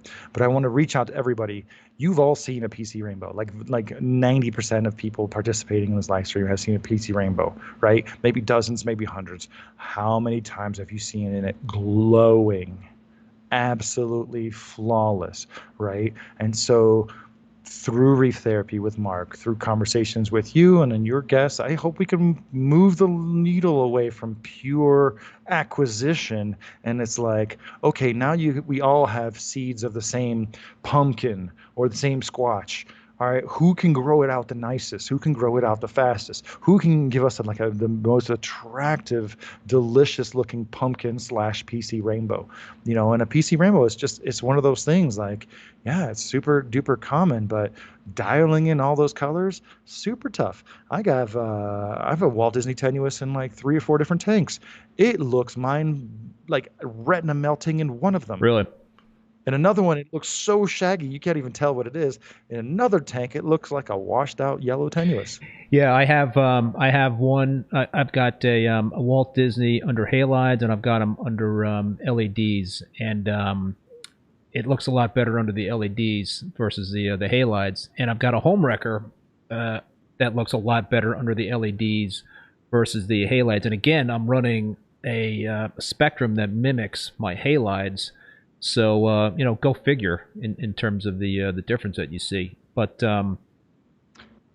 one thing that makes me happy and that I've noticed recently is, earlier this year I was at Top Shelf Aquatics. They had a tank full of potential tenuous. They were colonies, a tank full. Dude, Yeah. there was like 80 of them, and they were like 150 up to 250 whole colony. I promise you that within all these crops, I mean, we're literally talking tens of thousands of colonies of rainbow tenuis are going to be hitting the global market, this year and or next year, like just all together. You're going to be able to find amazing colors in all of them. You're going to be able to find great colors that are just will just rival or exceed the Home Wrecker or the Walt Disney. And just don't get caught up on the names, on the Looney Tunes or the Angry Birds or just whatever name somebody comes up with. Like, you want some fun, you want some excitement, buy some of these like potential, untested, maricultured colonies of Acropora tenuis, because then you can say, hey, you did the work, you did the legwork, and then you can share with your friends. You only spent $150 in the colony. Boom, just bank it with all your friends and make sure it's all around. And if you're a great reefer, you're going to be able to make some of those corals look as good or better than anything that's out there and currently named, because guess what? That stuff is discovered in the ocean, not in Los Angeles. So Matt Millette, thank you, and for the super chat. The question, Jake, is your favorite Solomon Island endemic coral? Oh, I don't think there's such a thing as an endemic coral, actually. All right, how about your favorite Solomon Island coral? Oh, Again, if we erase our memory and we start from scratch, Solomon Islands is a heaven for tortuosa and Miyagi and Gomezi style acroporas, right? We can trace all those back: Cali tort, purple monster, Oregon tort, immortal tort, to Solomon Islands. When you dive Solomon Islands, there's just kind of like a purple blue tort on every single reef. And love that shit. You and I are both like really great appreciators of torts. I love their semi-stagging growth. I love how branchy they can get in their highlights, how forgiving they are to pests, parasite, less than ideal conditions. And man, I got this one Austera style tort that it's got like all the colors, but none of them are really popping, right? And I keep pushing it out of the way because it's so big. A store came over to visit yesterday. I just clipped him off a giant branch that was like hitting the surface. And it's just like, that's one of those corals that's colorful, hardy, grows at an appreciable rate, whether you're doing everything right or not, right? So you got Cali tort and Oregon tort in your tank, right? Those kind of dominant colonies. I'm sure you went through some challenges of nutrients. I don't know if you ever had any pests in that tank. I've always I've encountered every pest in the hobby, and over the years. Every time the tort is one of the most forgiving. Correct. Correct. Yeah, you want to date a hot chick, you want to get yourself some fancy corals, get yourself some super shallow water Australian acros that turn on with a certain synchronization on the moon. You want to get something a little bit more in your league that you're going to enjoy a lot more. Man, torts, they should just be the best coral, right? I've never lost a piece of immortal tort. Cali tort grows at a breakneck clip. It's a like great a weed. coral to share with It's folks. like a weed. I wouldn't go that I don't know. For me, far, man, it's like a freaking well. In one of my tanks is like a weed, and I'm getting ready to. I got this gigantic colony that's probably like, at one point it was 18 inches across, and so I'm doing a reboot on my 187 gallon tank, and I've just got this ginormous Cali tort colony, and I've got this ginormous Oregon blue tort colony. I think about that video that you did showing off those mature corals every time, because I have like 5 big colonies of immortal tort and several large colonies of Cali and Oregon tort, and I just see yours. I'm like, dude, yeah, this is awesome. Like, just let it grow. Let it just keep growing.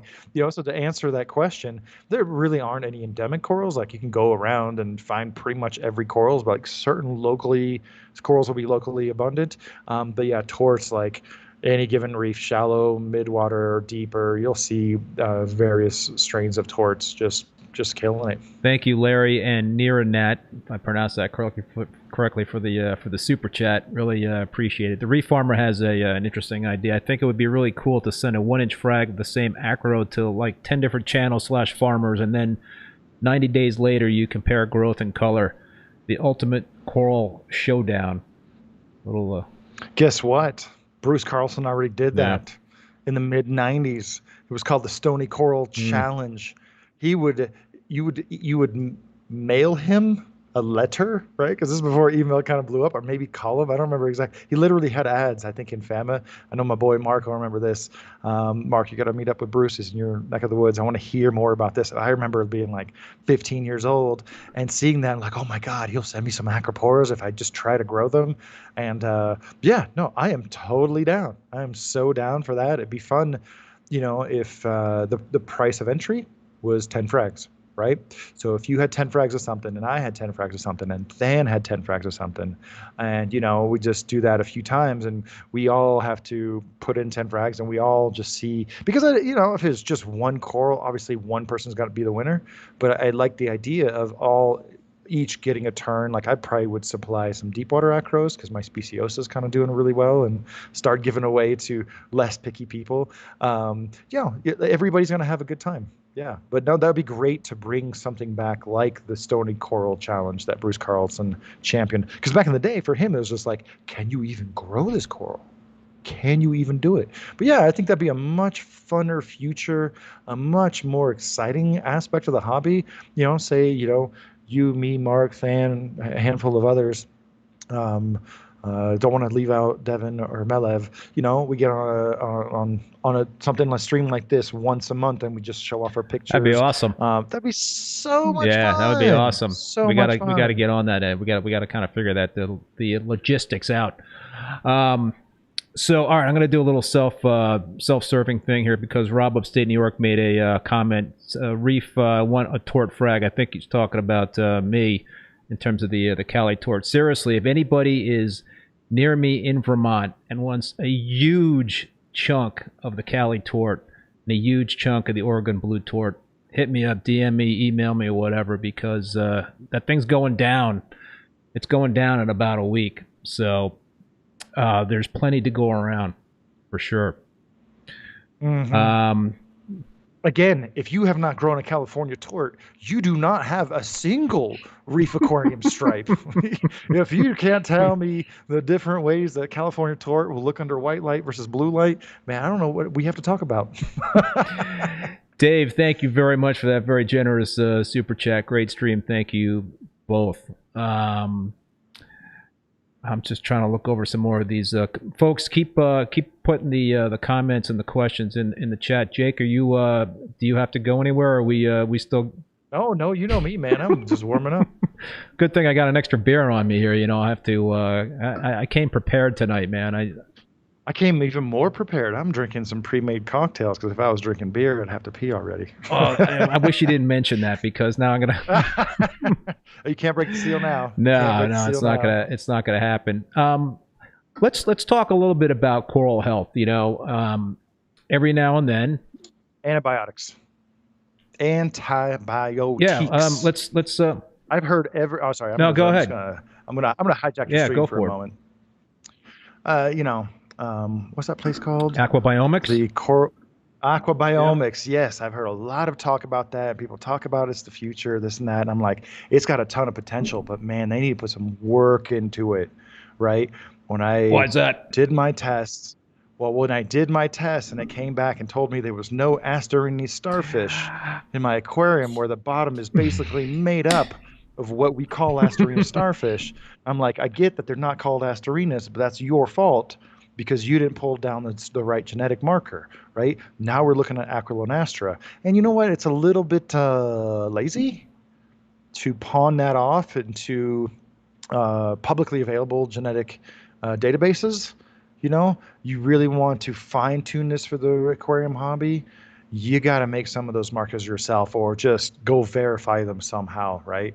Tank full of Asterinas. You're going to tell me there's no Asterinas in there? Like, to me, that everything else that I read was just had an asterisk next to it. I had a similar experience the one time I did the testing. You know, there was some pests in my tank that didn't come out on the result. I mean, you know, listen, I get it. You know, in terms of you're swabbing certain parts of the tank and you're taking, you know, samples of water, and I guess when you're taking swabs of stuff and you're taking samples of water, there might be certain things that might not be in that sample. So I mean, listen, it's I think it's a really, really interesting idea, and I think that's information that would be very, very helpful. And you know, I don't know enough about them to say that it's. I do know about eDNA. I did go to school for marine science, so I have that background, and I know that it is just you're barely showing up to the party by sampling eDNA from aquarium water and then just comparing those against publicly available gen banks, right? So when this is the thing, like, I do understand that if I have, let's just say, one Montipore eating nudibranch in 200 gallons of water, or one Acro eating flatworm in 600 gallons of water, it's going to be quite challenging for an eDNA test to come up with that. But it usually won't give you a false positive, right? So that's one of those things you might have to do a couple times. But when my actual 168 gallon water volume aquarium is like covered with my favorite cleanup crew as Asterinas and just covering everything except the corals, and you tell me that there's none in there, like, come on. You got to do a little bit more work. And I feel the same way about ICP testing. Like, they should be sharing their validations like all the time. All the time. We all have that story of sending in 2 samples of the same company or 1 sample to 2 different companies, and everybody's always got an excuse for why something's off. I talked about this on another stream, and that is that you know, it sort of seems to be like the wild, wild west a little bit, you know, in terms of the testing services that we have available to us, the more in-depth testing that. I think Reef Beef touched on this without my exact words, but there is an epidemic of things that won't break your tank. Little nozzles, little additives, extra biomedia, all these things that sound great on paper and they're romantic. They're going to boost your bacteria growth. And here's a little home for your pods, little pod hotel, because otherwise they don't know where they're supposed to live. Or, you know, these esoteric elements or just things that make you feel good about, you know, like when you have a child, you buy all kinds of stupid plastic toys just to kind of make them happy.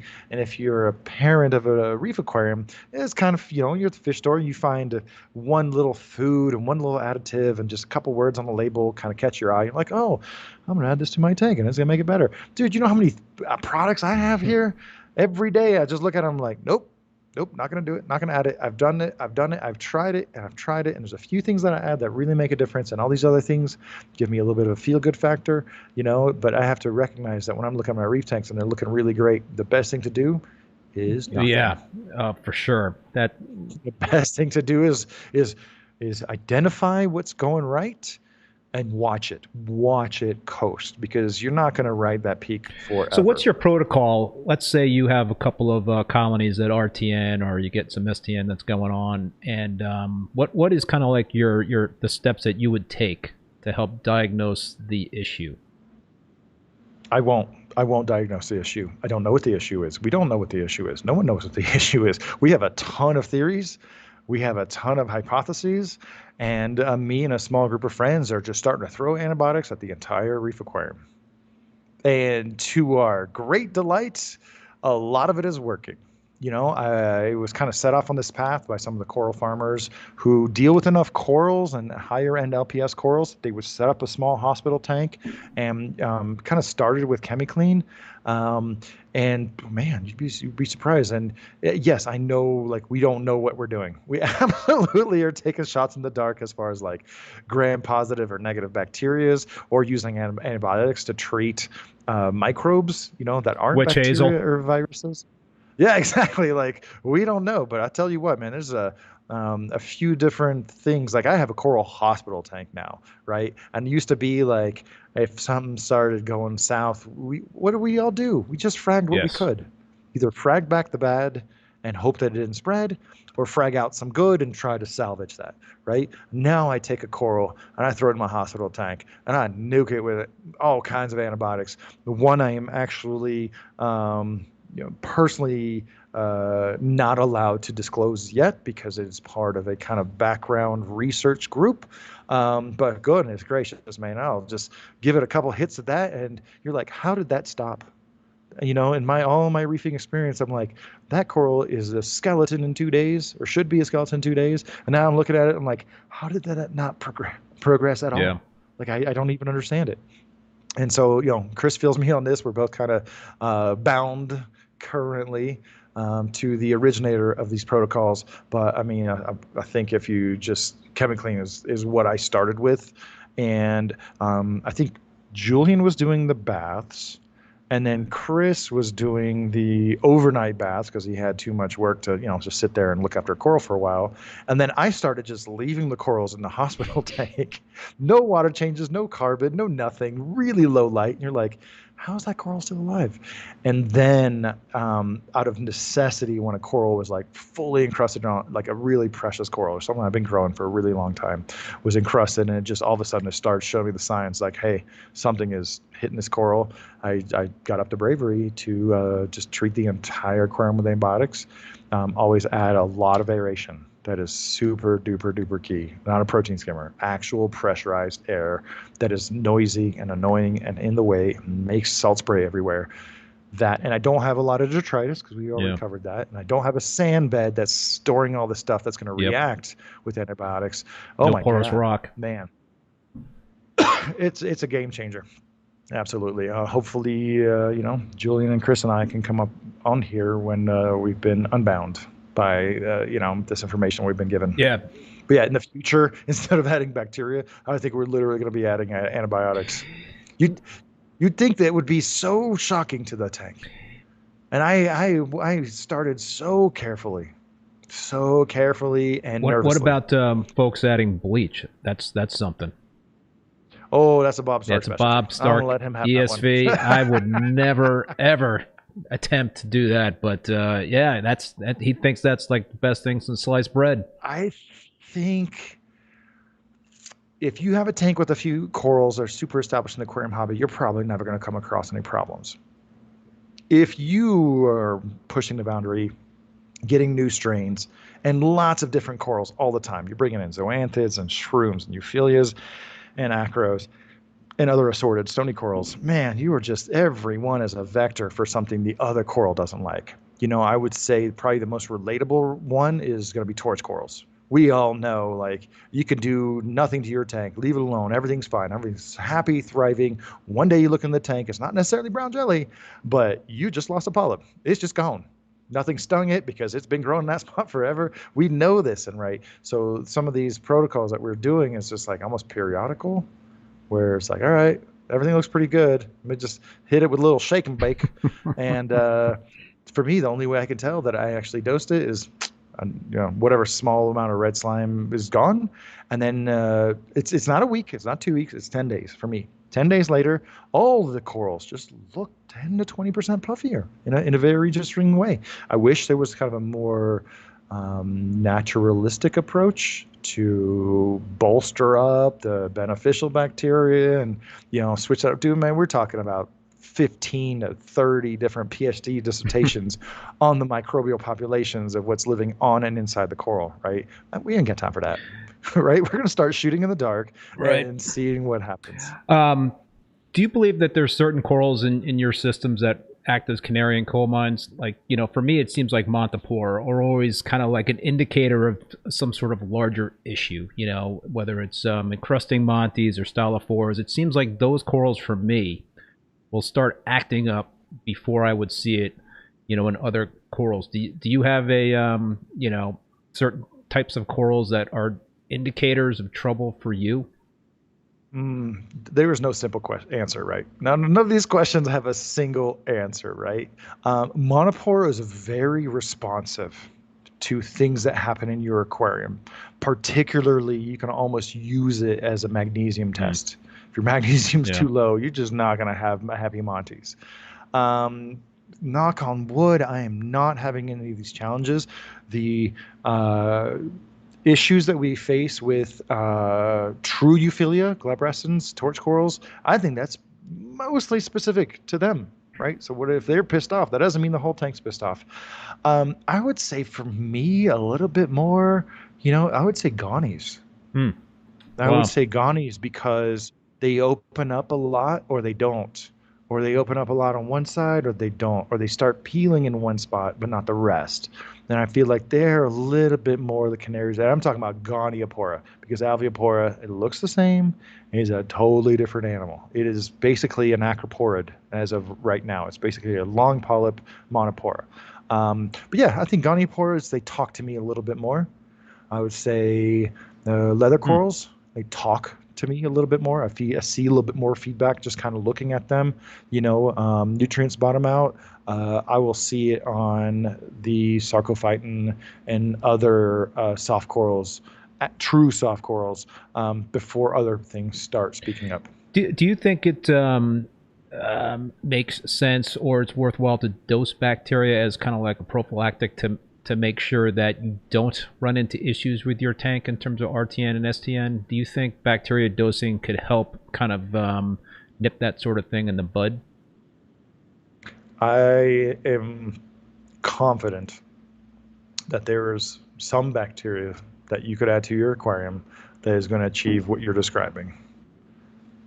I have zero feedback of whether the additives that are currently available are part of that type of bacteria.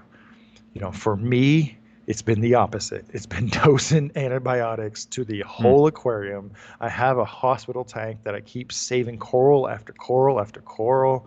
Virtually nothing is not working in my hospital tank with antibiotic treatment. So I'm approaching it from the other angle, and I know that that party might not always last, right?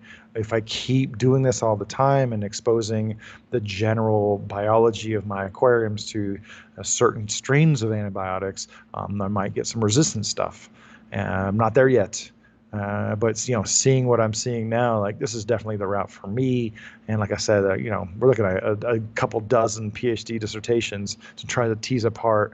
Oh, add this bacteria, specifically this strain of this Hmm. species, and it's going to push your health in a better direction. I'm having better results going the other direction, adding antibiotics, and just hit it with a stick. Whack, whack, whack. So Amanda is asking, what is the downfall of full tank treatment if you do have sand or rock?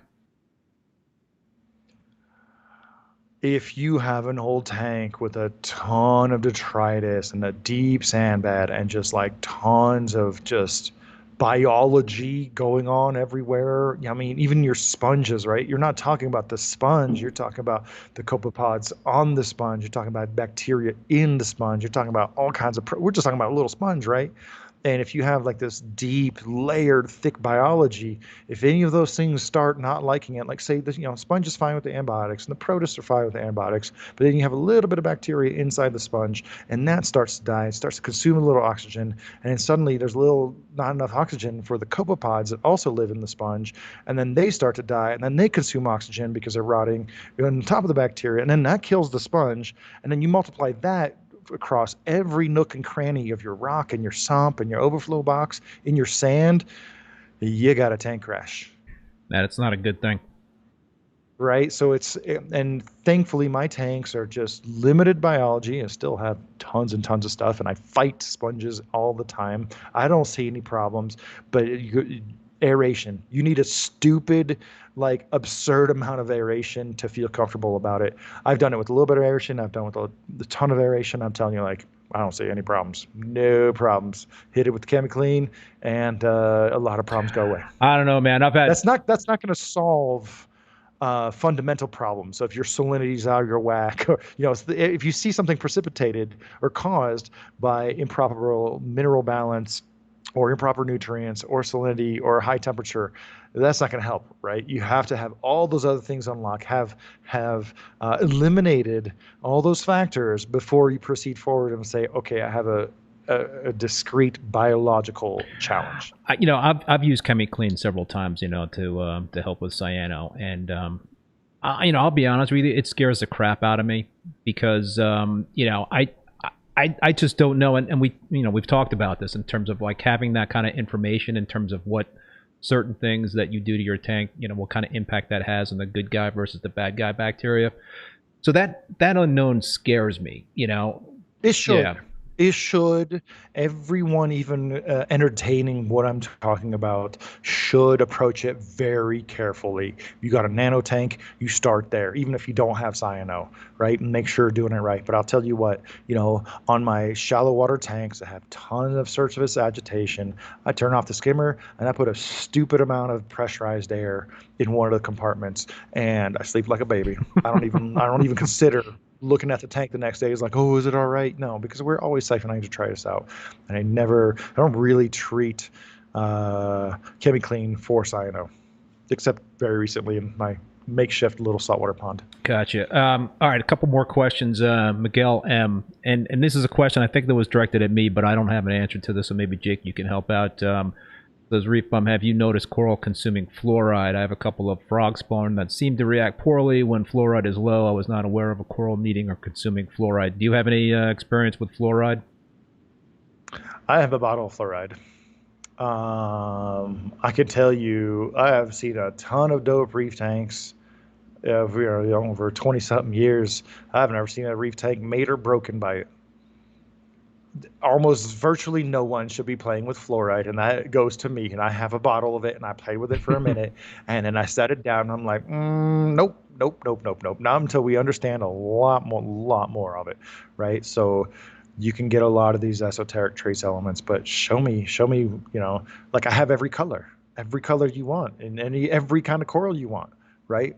I'm doing my water changes. I'm assuming there's a little bit of fluoride there. I use a lot of carbon for my water, so it is a little bit raw. I'm not sure if there's fluoride getting through. No one should be dosing fluoride other than a scientist looking for a very specific outcome. Yeah, it's never been on my radar, and I won't react in terms of ICP tests, in terms of things are below. Well, ICP can't test for fluoride. Oh, really? Okay. You need a different kind of machine. Gotcha. HPLC, high price liquid chromatography. I think that's what you need. ICP won't do it. So another question, JCS reefing, and this is kind of a popular topic. pH. Jake, what typically do your tanks run pH at? I know you don't really chase numbers, but curious roughly what they stay at. I know you talked about this. You've talked about this before. I started this. Yeah. I started this conversation about the pH. I told Chris he was silly in polite terms. I told him he was silly as a commercial producer for not really chasing the pH. And in the early days of the studio here, my baseline for everything is already kalkwasser, right? But I am dosing it 24/7 all the time. You are? And yeah, I've always done that. That's how we do it. That's how it's done, right? And, well, that's different than Chris's method. Chris basically is dosing it. I can tell lights you, out. Depending on my alkalinity, because I do have a lot of coral. If like one little thing goes out, if my alkalinity drops below, like say 7, I can get a range of like 7.9 to 8.5. Now I can tell you when I kept it at 8.3 through all the ways, there was no difference. There was no difference. You didn't see better growth?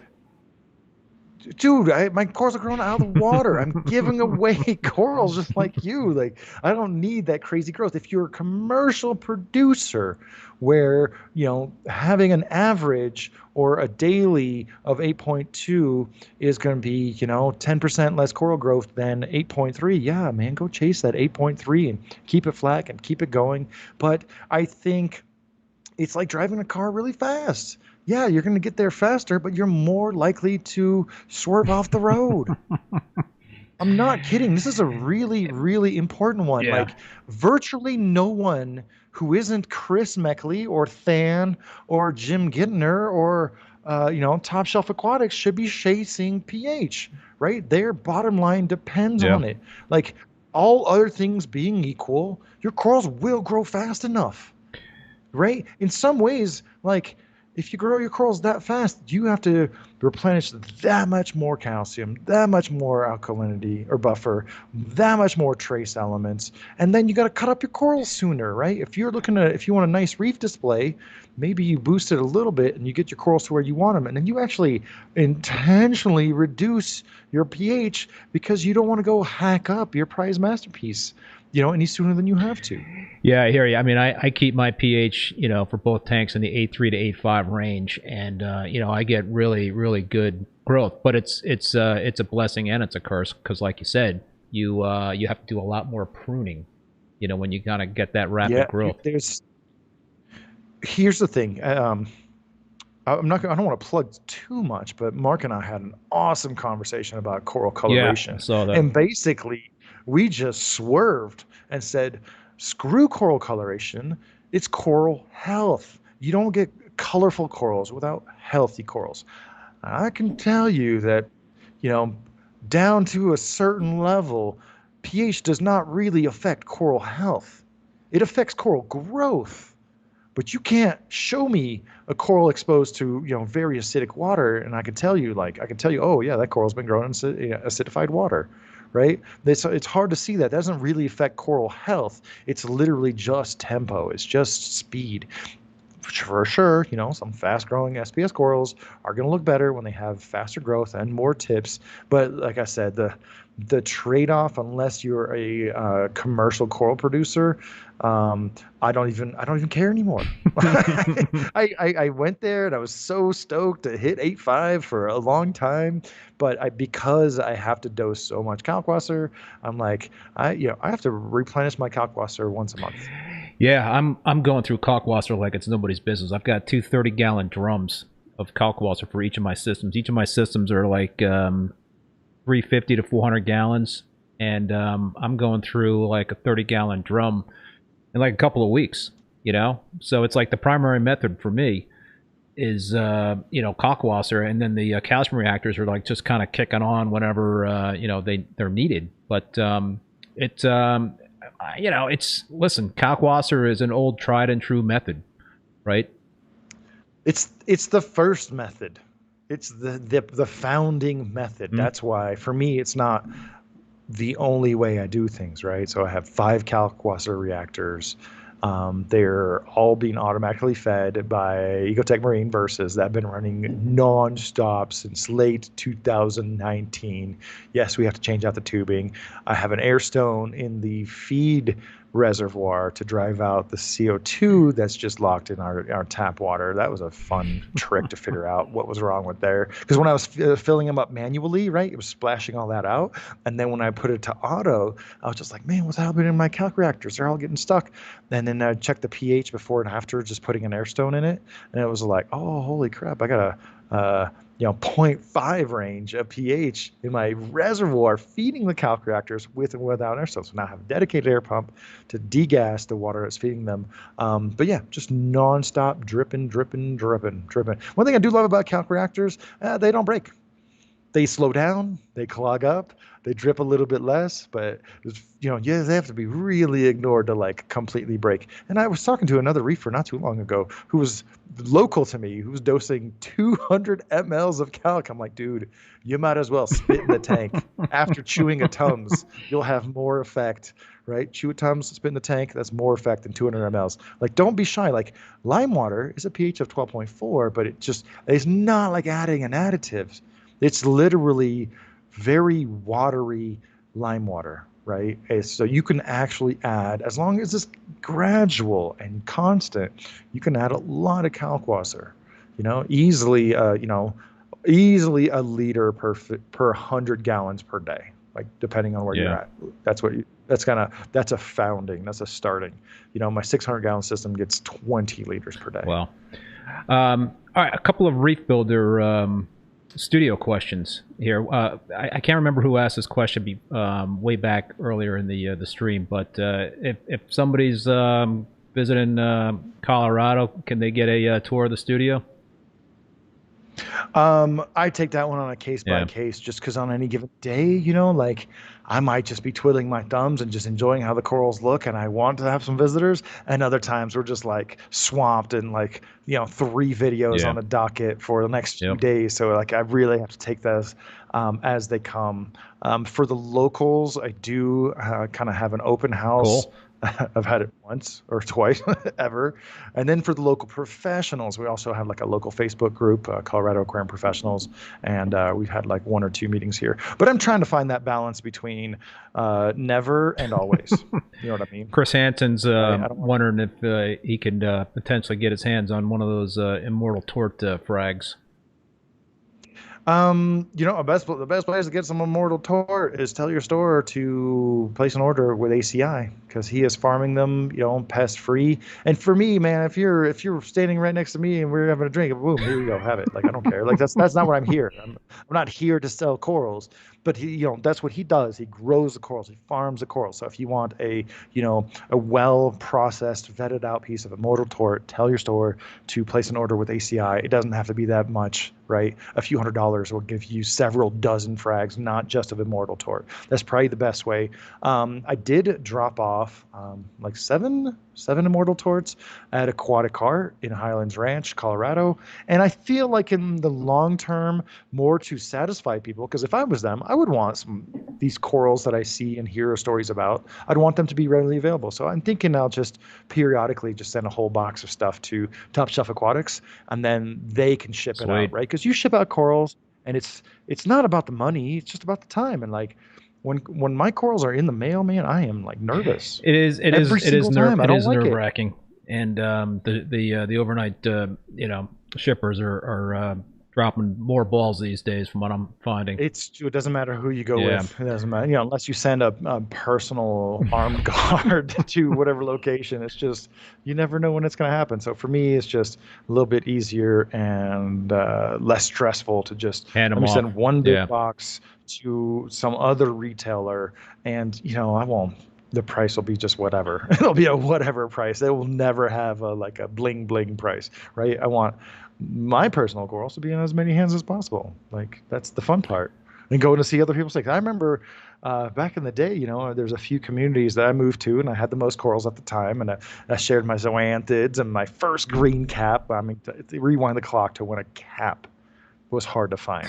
Any cap, right? I had a green, like an olive green cap, and I had like a bluish polyp, like basically doo-doo brown cap. And I would go to all these tours locally, and I'd be like, oh, there's my zoanthids, and there's my cap. And I know I know Mark, he introduced green slimer to a bunch of places. I love the green slimer. We have these stories like too quick. Unorthodox. The true green slimer. Yeah. There's several green staghorns that people are calling green slimer that aren't green slimer. They're green, they're slimy, they're staghorns, but that's another thing. If a store is not paying attention and they have a green stag that they're calling green slimer, and it's not like the whitish tip version, I'm like, oh, not the real deal. Dude, 10 to 15 years ago, everyone would laugh at you. Everyone like, what's wrong with this guy? Does he not know what a green slimer is? One of the awesome old school corals. Unorthodox Reef, thank you so much for the super chat comment. Thanks for an amazing chat. Great content as always. All right, man. So I got a bizarre story for you, and I swear to God, there's a question at the end of this story for you, Jake. So this past weekend, so I'm redoing my 187-gallon tank. I'm just moving a lot of corals out of the tank, and Randy Donowitz. Absolutely. So I promised Randy a whole bunch of zoanthids from this tank, because I just want to move out the zoanthids. I want to get rid of all the zoanthids. So I was going into New York City. My wife was already down in the city visiting her mom, so I was going down into the city to meet her with my daughter. So I packed up a big box of zoanthids, right? And I said basically to Rand, I gave him the address. I was like, I'm going to leave this box with the doorman at the building. And, it'll be there by 4 o'clock. This was last Friday. So all you have to do is go to this building, and I'll write your name on the box, pick it up, and you got a whole, shitload of zoanthids for your tank. So I get into the city, and we pull up to the building, and we start offloading the car. We had a couple of bags and cooler with some beer, and plus the box of corals. So the doorman came out, and he was grabbing stuff, and I gave him this box, and I said, "This box is going to be picked up by somebody later," and I had the name Randy written on it. Well, so I gave him the box, and I went to the parking garage to park the car, right? And 20 minutes later, I walked back into the apartment building, and the guy's like, "Oh yeah, it was picked up." I was like, "Okay, great." So we had dinner, and about 7:30, I get I think it was a DM from Randy. "Hey, I'm here, but there's no box of corals." I'm like, "What?" So I go downstairs and to see what happened, and the we're asking the doorman what happened to the box. He's like, "Yeah, I gave the box to the UPS guy." I was like, "What? You gave the?"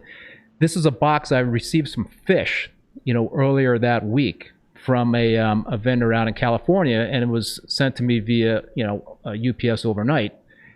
I didn't realize, but the box still had the UPS label on it for my address in Vermont, and so the doorman didn't really listen to me, and so when the UPS guy came in to make his general rounds, he picked up this box. He handed the UPS guy the box, and it still had the old shipping label. Somehow, this box got back into the UPS ecosystem and was being shipped back to me. And it was not going to arrive until Monday. I didn't even know that thing was remotely possible, that you could have an old label for a UPS box that could potentially get back into the shipping channels and be delivered to you a few days later. I don't know if the vendor that sent me the box got charged again for this thing, but this was like a completely bizarre, completely out of the realm of reality. Probably one of the most bizarre reef keeping stories, in the nearly 30 years I've been in the hobby. So my question to you is, what kind of bizarre reef keeping story stands out in your mind, given all the years you've been in the hobby? I mean, is there anything that just stands out as just being completely silly and almost impossible in terms of the outcome? Is there anything that kind of bubbles up in your head?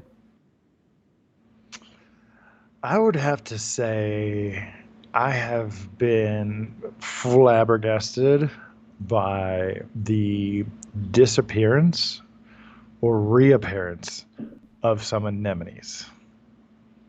So I had a really beautiful, like, red malu anemone with green tentacles, kind of a fleshy style anemone that I was rejiggering some of the baskets that were on the side of the tank. And I think I, set one down, and, I knew that it could get away from me and get, caught up in a power head or something. But like a carpet, that's fat and thick and, meaty. It's not just going to get sucked into a power head. And so that one, I had one that just like completely disappeared. And I'm like, dude, there's no way. Like, I was thinking to myself, what corals did I give away? Was it basically what is on the base of that coral that did I not see it? But I know several of us have seen bubble tips somehow on a part of our sump where it must have gone through some gear. Really? Right? Go through a pre-filter and then bio balls and then, other devices. And you're like, how the freak did you end up where you're at right now? More recently, I would say I have some Nexus Burst, Chicago Sunburst, Colorado Sunburst. And I have them, multiple baskets. I think that the Nexus Burst and the Shy Burst are all together in their own little system, so they can't get away from me. But before that, I had a Nexus Burst sitting inside. So if you don't know the Nexus Burst, they're like kind of half green, half orange. So kind of the infected, grafted kind of deal. And it was just sitting there, inside of a nice little basket. And I swear to God, I was talking to Jim Gittner of Eye Catching Corals, who propagated this anemone and mostly was responsible for introducing it into the aquarium hobby. Really cool anemone. Such a cool one, right? Imagine just like all jade green with like a few orange tentacles, or half orange, half green. Just a really cool animal. And so we were talking on the phone. He's like, "Hey, is yours split?" Yeah, I was like, "Ah, no, it's just kind of sitting there looking at me, whatever." And then I was literally like the next day, I'm looking at the Nexus burst, and I'm like, huh, you look a little different today. And then I look over to the side. So it was sitting inside of a basket that was inside of another basket, Really? right? And so the first basket wasn't up to the surface. The second basket was up to the surface. So I don't remember exactly how I deduced this, but there was one anemone back, like right where it started, and there was another anemone outside of it. And I remember seeing that the center anemone had left. And so this anemone left the center basket. It could crawl out because it wasn't to the surface. It didn't have to go through holes or anything. Then it crawled through the holes of the second basket. It split. And then one of them remembered where it lived because it crawled through the basket Really? again and then back into the small basket like it never freaking left. And I was just like, "Oh, come on now! Did you have a map? Did you remember where you lived? Like, how is that possible? You left, you went through two basket, split, and then went through two more basket. One half of you stayed outside. The other half remembered where you liked to live and grow. That's That was amazing. that was one of the weirdest ones. I'm like, alrighty, okay then. I see you. I I see you throw me some I had curveballs. a kind of a similar story. I mean, the animals on our aquariums are amazing, and I had this yellow tang in my 187-gallon tank. I had a, in this tank I put in a purple tang, a yellow tang, and a sailfin tang at the same time. Well, a couple years after that, everything was hunky dory, but all of a sudden the purple tang just like decided, like, you know what? I do not like this yellow tang, They and don't I'm do gonna that. like beat the crap out of you every time I see you. And pretty much relegated the yellow tang to inside the rockwork. And it, I didn't. Oh, I know this Yeah, I story. told this story on the Yeah. on a YouTube video, and We need more stories like it that. was an amazing story because this yellow tang just hid for like 8 months. I thought it was dead. I thought it was gone, but then it started to kind of like peek through the rockwork and just zip out and grab a piece of food and zip out and grab a piece of food. But it was completely white. It was completely emaciated, and I was feeding the tank, some nori, and it came out when I was feeding, the nori. I stick my hand in the tank, and it got really close to my fingers, when I was feeding the nori, and I was like, wow, I wonder if like, I could try to like catch this thing with a net or something. And so I was doing that again, and the thing like came right inside of my hand, you know, and just I was cupping the yellow tang, and I just was able to like pick it right up out of the tank and transfer it into a another room, into one of the frag tanks. It was like a cry for help. It was like, help me, save me. And it did not struggle. It did not flap when I put it had it in my hand. It was just an amazing story. And knock on wood, that thing is doing really well and just very healthy and eating like a pig. It's got a friend, a I fox face. I love that story when you shared it on video, and we need to share more stories like that. Like the anecdote of your zoanthids being shipped back to you, and of my anemones kind of remembering where it grew. Those are bizarre, but man, when you as an experienced aquarist, except for the zoanthids and certain strains of Xenia, like I think every coral growing is a Yeah. miracle. Like I still have that boyhood wonder of like, how is this possible? Like, are these living crystals? I've always thought of acros as kind of like living crystals. It's just kind of freaking crazy that we can actually do this and that we're getting better. And we've gotten a lot better to the point where like, some one person's green slimer as a pest as somebody else's like brand new bright green staghorn. So, I think it's a good time to wind it down. Of just like, I want everybody who's listening or watching to just know, like, just like, take your etch a sketch and shake it, right? Just start over with your tank every time you look at it, and just think of how cool it is that whatever you have that's growing, that's doing well, that's a miracle right there. That's freaking magical. Okay, we've been keeping fish for a long time, except for the breeding fish, but like the growing of the corals, like, don't get worried about keeping your pH super high or having the latest and greatest LED light, because your old light won't work well. The new generation just means you can get a smaller light and use less power at the end of the day. But just re-examine your corals and your equipment.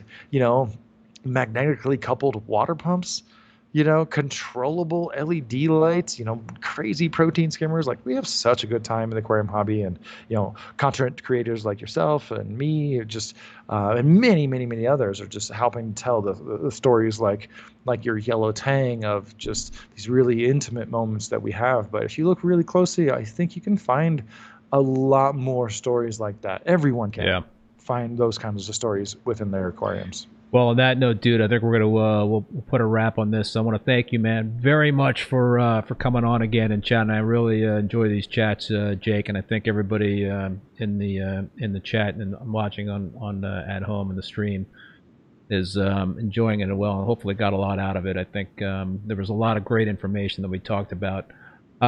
Folks, be sure to check out reefbuilders.com and Reef Builders on YouTube, as well as Instagram and Reef Therapy. We talked any way you want. And you know what? If you're in Australia right now or anywhere near, in like 2 months or so, we're going to have Reef Stock in Sydney for the first time in like almost 3 years, I think it's been since we had it. It was 2019. Oh my God. Yeah, we didn't have it in 2020. So 2019, we're coming back. And it's just really fun. We try to reach the Reef Aquarium community every way we can. Instagram, YouTube, podcast, articles, real life, sharing with folks like Keith. This is what makes the hobby fun and really informative. Yeah. And crack open some older books. You'd be surprised and amazed what you'll find. Excellent advice. So thanks, Jake, man. I really appreciate it. I also want to thank Ecotech and Bulk Reef Supply for being the sponsors of this live stream. And thanks to all you folks that tuned in, and especially the super chats. Really appreciate that. And finally, a big thank you to Paul, our moderator. I also want to let you know that all episodes of Rappin with ReefBum are available as podcasts on Spotify, Apple Podcasts, Google Podcasts, and Stitcher. My next live stream will be next Thursday, May 26th at 7 p.m. Eastern Standard Time with Greg Carroll. Should be another great episode with Greg. You can check out the full upcoming schedule of guests on reefbum.com under the YouTube section. We got some guests, Jake, that you recommended that are coming up. So looking forward to that. But folks, until then, be safe, be well, and we will see you next time. Thanks, everyone.